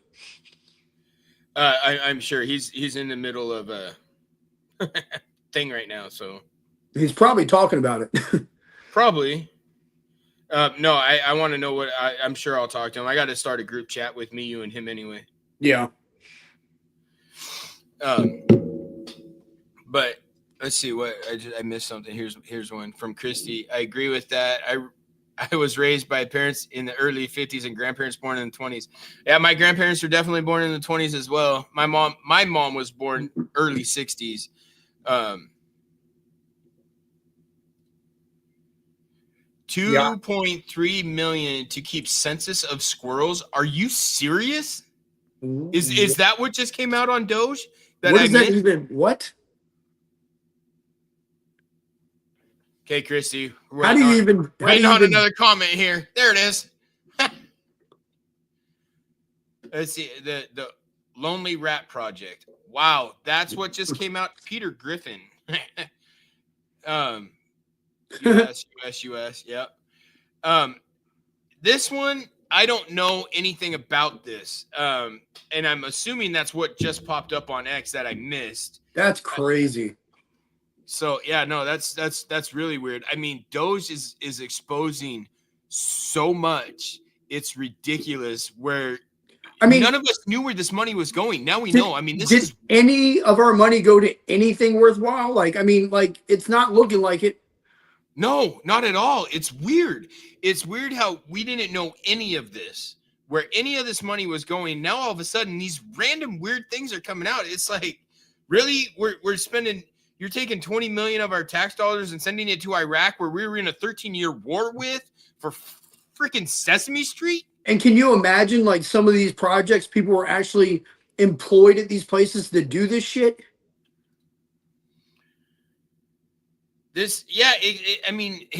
Exactly, Patriot. I mean, the money that's coming out, and I've only seen a couple of it. Like I seen it was $1 million to another country for transgender surgeries. It was, I don't even know, 2 million for the trans animals.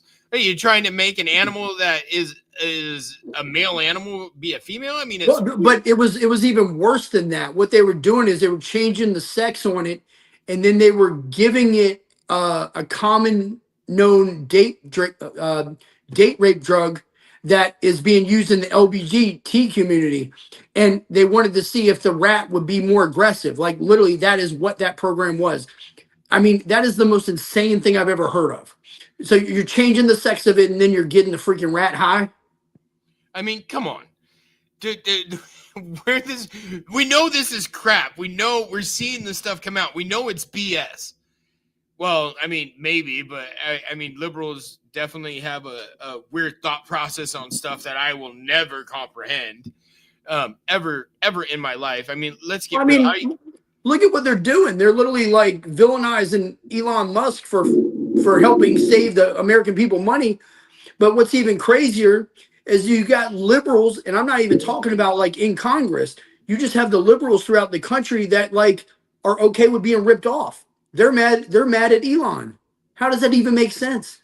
I had a guy, he was like, oh, gas price. I live in Washington. Gas prices haven't gone down. I said, I don't know where you're looking at, but I know diesel was about $5.70 a gallon and now it's down to $4.30. So please tell me where the gas hasn't come down. I drive a diesel. Well, I have a diesel. I'm not going to say I drive because I can't really drive. But I'm watching the prices and the shit is coming down, and it's very weird to me that these people are like, oh, the prices ain't coming down, blah, blah, blah. It's like, you guys, what are you going to do when gas gets back down to $2 a gallon? You're going to say it wasn't Trump, that Biden did it? Come on. Yeah. I can't really comment on the gas prices because that I don't know too much about right now. Well, yeah. I mean, well, let's see. In Washington State, we are one of the highest taxed states. Our wonderful governor at the time, the piece of shit that he was, Inslee, put a 45-cent tax on a gallon of gas just for shits and giggles, I guess. Nobody knows why. I mean, we're already taxed. Yeah, I saw that. More. It's great. But when Trump was in office, gas prices, diesel prices, the first time I had ever seen diesel in a long time was $1.80 a gallon. Soon as he was out of office, it jumped to $4 a gallon, like instantly. I was like, what, why is this happening? And it's just, I don't know. She said, I'm from Scranton and it's horrible. It's horrid. Yeah, no. And hopefully Trump fixes everything. I mean, I eat a lot of eggs.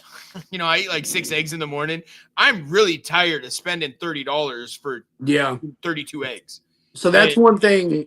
We got one good little hookup on that. So apparently my sister has like somebody that has a farm, and for like $15 a week, they drop off like 3 cartons of 18 eggs.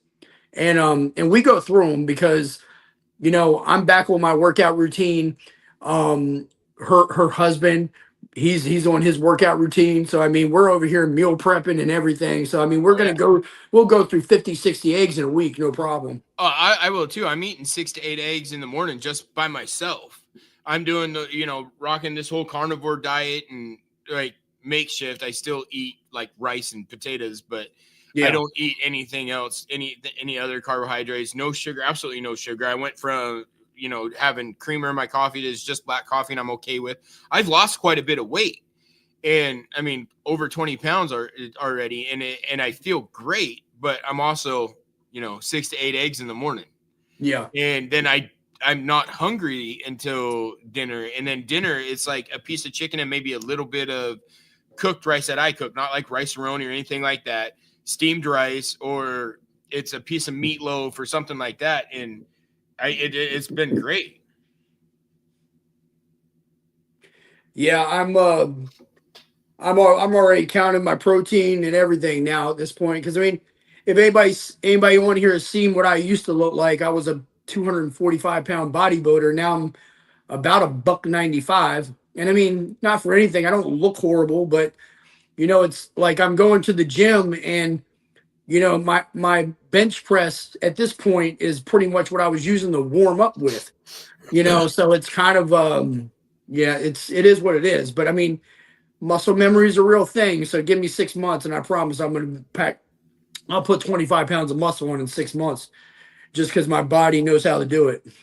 Exactly, Patriot. You lost 140 doing that. No sugar, no processed food. That's amazing.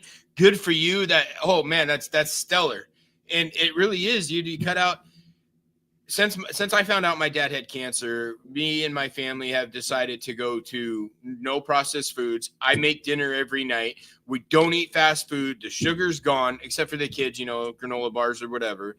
And dude, I feel so good. I feel so much better now that stuff's out of my system. It's amazing. It's amazing how much more energy I have. That blows my mind. I mean, I went from not really wanting to do anything, just kind of sitting around, to I cut that shit out. I have energy again. I have energy almost like when I was in the military. I mean, I'll tell you one thing for me right now, my body's going through it. You can only imagine switching from 3 years of prison food to like good quality food again. Yeah. It's just, I mean, yeah, my energy levels are up. I feel so much better already. So he sent a letter. I see. I'm trying to find that. Is this it? Oh, this is it. Okay, so this is a letter. Oh no, this is to Steve and Elon, I guess. So that's not the letter I was looking for. I want to see that letter. I just haven't. I want to read it. Damn. Oh wait, here it is. Okay. Doge bombshell, Elon Musk and President Trump caught by the Democrats launching Operation Big Balls. Okay, this is a joke. This is stupid. yeah. Weeding out government corruption has never been so much fun. So maybe that is they are doing that to weed out that stuff. I don't know. It's so hard to believe anything on social media anymore. It's ridiculous. Yeah, you got to fact check it. Well, unless you hear it from the person's mouth. I mean, sugar, I know sugar runs off cancer, and sugar is a big thing for cancer. Like with my dad, we definitely did the same thing with him. He's no more ice cream, no more nothing like that. And no, we did all that too. It's, I don't know. That's a hard subject. I really don't want to feel like talking about it right now. But yeah, no, we cut him off of all that too, because one thing we did find out is cancer like thrives on sugar, and you cut that bad sugar out of your system, it's good. And I don't think I've had any sugar in a month. I have stuck to it. I don't want it. I don't want it in my system, and I feel better. I mean, I'm down under 255 now, and I was almost pushing 300 2 months ago. Oh, wow. I was like 277. And I mean, I can feel it. And it's noticeable in my face. My beard's gotten bigger. Yeah, that's because my head's gotten smaller. That's aggressive. that much weight. That's good. You know, one thing I'll give like Kennedy, he talked about this L-theanine stuff, a vitamin that humans are naturally deprived of. I've Yeah. been taking that too, and that has helped drastically. It's helped curb my appetite. It's helped everything, and it's just a vitamin that we naturally don't have all the time. And I'll send you a picture. I mean, you probably know more about it than I do. Yeah. Well, with the white carbs, I shouldn't say white. It's brown rice. I'll eat a little bit of brown rice. If I make mashed potatoes, I'll have like a half a cup of mashed potatoes. Yeah. But that's My really rice, my rice, I typically do like dirty rice or brown. And then like for my carbs, other than that, sweet potatoes. okay. I don't like sweet potatoes. Yeah, you definitely gotta like them, but it's one of the best ones because it's a slow digesting carb too. So for an energy standpoint, it's great. Really, I mean, I have energy. That's the thing. I'm not, and I think a lot of it is that L-theanine or whatever it is called.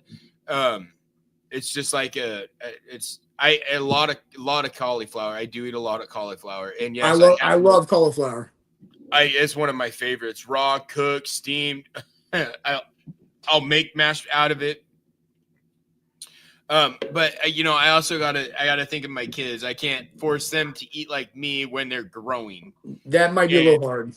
So I gotta make dinners that I know I can eat, and it's not bad for me, but it's still what the kids want. Yeah. And that's one of those things. I'll make what they want, and I'll eat small amounts, or I'll just eat the meat and a little bit of the brown rice or whole grain rice. We eat a lot of, and it's like noodles. Like if we do anything pasta, it's whole grain pasta noodles, like brown rice noodles, and that's where we're going at it. And I'm stoked at how much better I have felt. Yeah. It's weird. It's really weird. You get rid of all the crap that Kennedy has been talking about. You get rid of all of that, and then you feel better. Yeah. It's something else. I mean, a lot of that stuff isn't even legal in other countries. I mean, that should tell you something right there. So, yeah. And then Patriot saying quinoa and brown rice. Yes, I eat a lot of brown rice. Quinoa is great too. I don't know how to cook that. I know nothing about it. I mean, I love to cook. It's kind of the same aspect as rice. Yeah, detox your body. I don't put any soda, juice, anything. I don't drink any of it. It's water, and I'll drink a pot of just straight black coffee, so flavored water. But that's all I'm drinking. I'm sticking away from that. I'm not even getting my foo-foo coffee drinks anymore. Don't get me wrong. I like my mochas. I like my ice drinks with raspberry flavoring in it, but I won't even get those anymore because you get rid of that. It's amazing how that craving goes away. Well, it's so many empty calories too, those things. I mean, it's ridiculous. Like, because I mean, that's something that you have to watch your calorie intake and still trying to get enough protein in. And you don't want to waste 500-600 of your calories on one freaking drink. Oh, yeah. I have a rice cooker too, and I make my rice. I'm no longer rice in a box, rice, none of this. And I've always been a big fan of rice. Like since I was in the military, I had, good friends of mine that were Filipino and Samoan, and, rice and meat. That's all they ate. Rice, meat, and vegetables. And I don't know if you have any Filipino or Samoan friends, dude, you meet their family. You're part of their family. There's no, they like you or they don't, and you're gonna know. Actually, I grew up around a few Filipino guys back in high school, and I was good friends with them. So I've been to a few of their houses and ate there, so I know exactly what you're talking about. Oh, talk about food!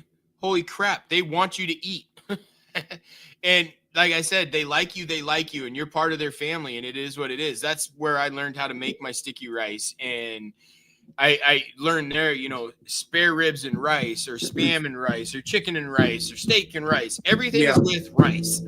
Spare ribs and rice is amazing. Oh, it's so good.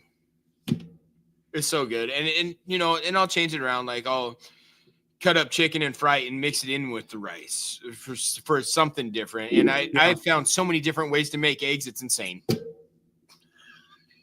You learn how to make eggs all sorts of different ways when you're forcing yourself to do this. And that's where I'm at. And I love it. I feel so much better.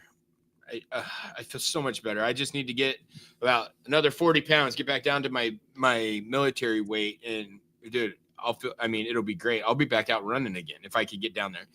Hopefully, so it doesn't hurt my knees. Yeah. But I know I need to lose the weight to get to that point again. And I'm trying. I'm doing everything I can. A lot of deviled eggs. Oh yeah. I mean, you're definitely. You're knocking the weight off. You're definitely knocking the weight off. Oh, it's coming off, and it's coming off pretty fast. I mean, it's surprised me. I'm not gonna say I'm a fan of pickled eggs at all. I like pickles. I eat a lot of. So that's the thing. Like with this diet, I mean, you can do like straight carnivore diet, hardcore, where it's just protein. But I love cheese. I love cheese, and so the dairy that I get is cheese. And then I eat a lot of pickles and then just a lot of eggs and a lot of meat. And it's amazing. It's almost like the Atkins diet, 20 years ago, 25 years ago. But it's not as stringent. So, hey, you guys, on that note, my kids are about to be home from school. My dogs are going to go nuts. But, Josh, thank you for taking the last 3 hours out of your day to get your story out there. I mean, it's truly amazing to know that feeling. That you trust me enough to open up and get your story out there. I really appreciate that. I can't really tell you enough that how much that means to me that you were able to open up to me. And especially knowing where I'm at with views and the audio. Dan texted me and you've seen it. I mean, right now our audio went worldwide. I don't know the views on that, but he said we were doing a kick-ass job, and he would tell me about 11 o'clock Eastern time. That's when he'll get the analytics from everything. Okay. Yeah, I'd be real interested in hearing that. And, definitely thank you for having me come on here. And, thank you for even not in the podcast, like just talking to me, because I know I'm going through it right now. I look more than forward to being with you as a co-host and then starting my own show and, getting my voice out there. So, I can't wait. You're getting your story out there, getting your voice out there, and just to see you and other January 6th people being able to come to a common ground. I mean, that is a huge thing when you're talking to somebody, is to have that commonality. That's why I connect so well with vets. I am one. And when I have vets on my show, I can just connect with them. Yeah. That happened with Dan. And that's a good way on why I believe that we were able to connect as well as we did, is because I can understand what you're going through. I mean, being in prison for 3.5 years to me isn't any different than me being in Iraq for 4 years. It's the same. You're away from your family. You're doing stuff that you truly don't want to do. And then you come back and you have this massive transition that you have to do. And it's not something that comes easy. It really isn't. And I want to help you be able to do that. You and Rasha and Dan and anybody that has to deal with this. I understand how hard it is to go from where you were at to coming back to being a civilian. It's hard, and I still struggle with it to this day, but I have found ways to deal with it. If that makes sense. And you will get there. Yeah, I think it's one of those things where you can never really forget the experience that you went through, so you're but never like you said, I will find ways to deal with it better. Yes. And Christy, she put in here a letter Elon Musk put out. My email's down there. If you can write it down, because I can't find that letter, I would really like to read it. Shoot me the email. And for any of you guys that are listening that are in the same position Josh is in, and you want to share your story, or you're willing to share your story, send me an email and we will set up a date and we will get you on this show with Josh. So you have that commonality, somebody that can help you, that can talk and understands where you're coming from.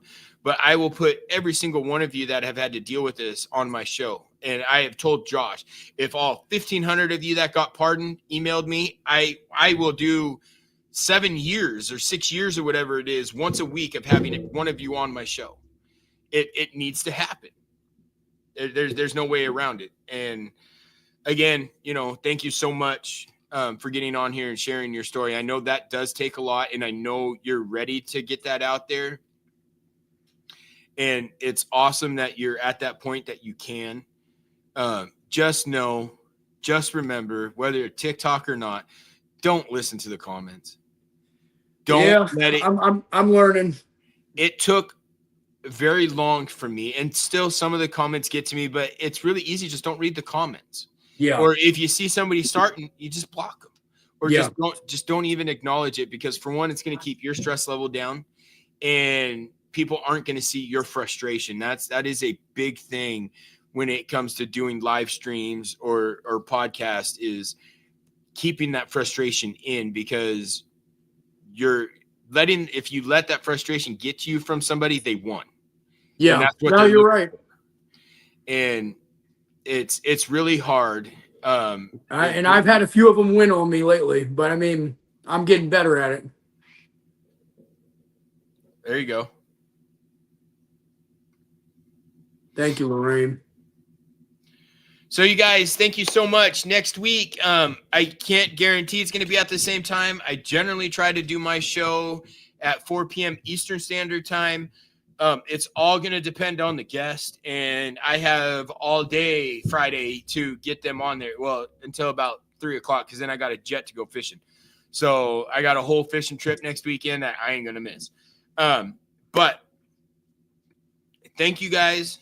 Thank you all for getting on here and showing Josh love. He needs to see that there is people out there, and it's not just the ignorant BS that comes. There is people that truly care about you and that want to get this story out. And I mean, that's been proven in, I don't know, the 1,000 comments that we've got, that people do care about you.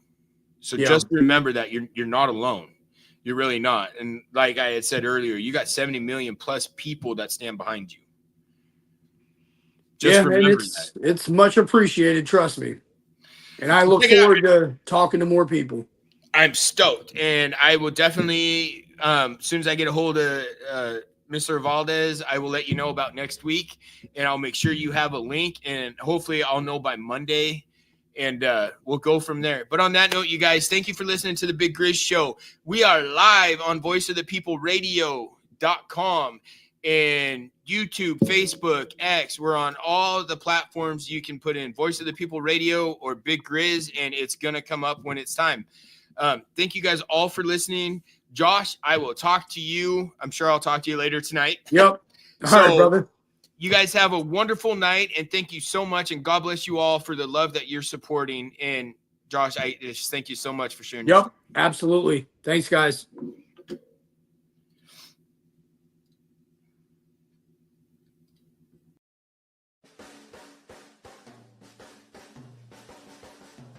Hey, thank you everybody for tuning into the Big Grizz Show. We will be live on air with Voice of the People USA Radio.com every Friday at 4 p.m. Eastern Standard Time. Times could change depending on guests, but I want to take a minute to personally thank every single one of you that have listened to my show. You guys are an amazing group of people, and you have helped me get to where I am now. I thank you from the bottom of my heart, and I thank God above all for the opportunity He has put in my lap, and I'm going to run with it, and I'm so happy to see you guys running with it with me.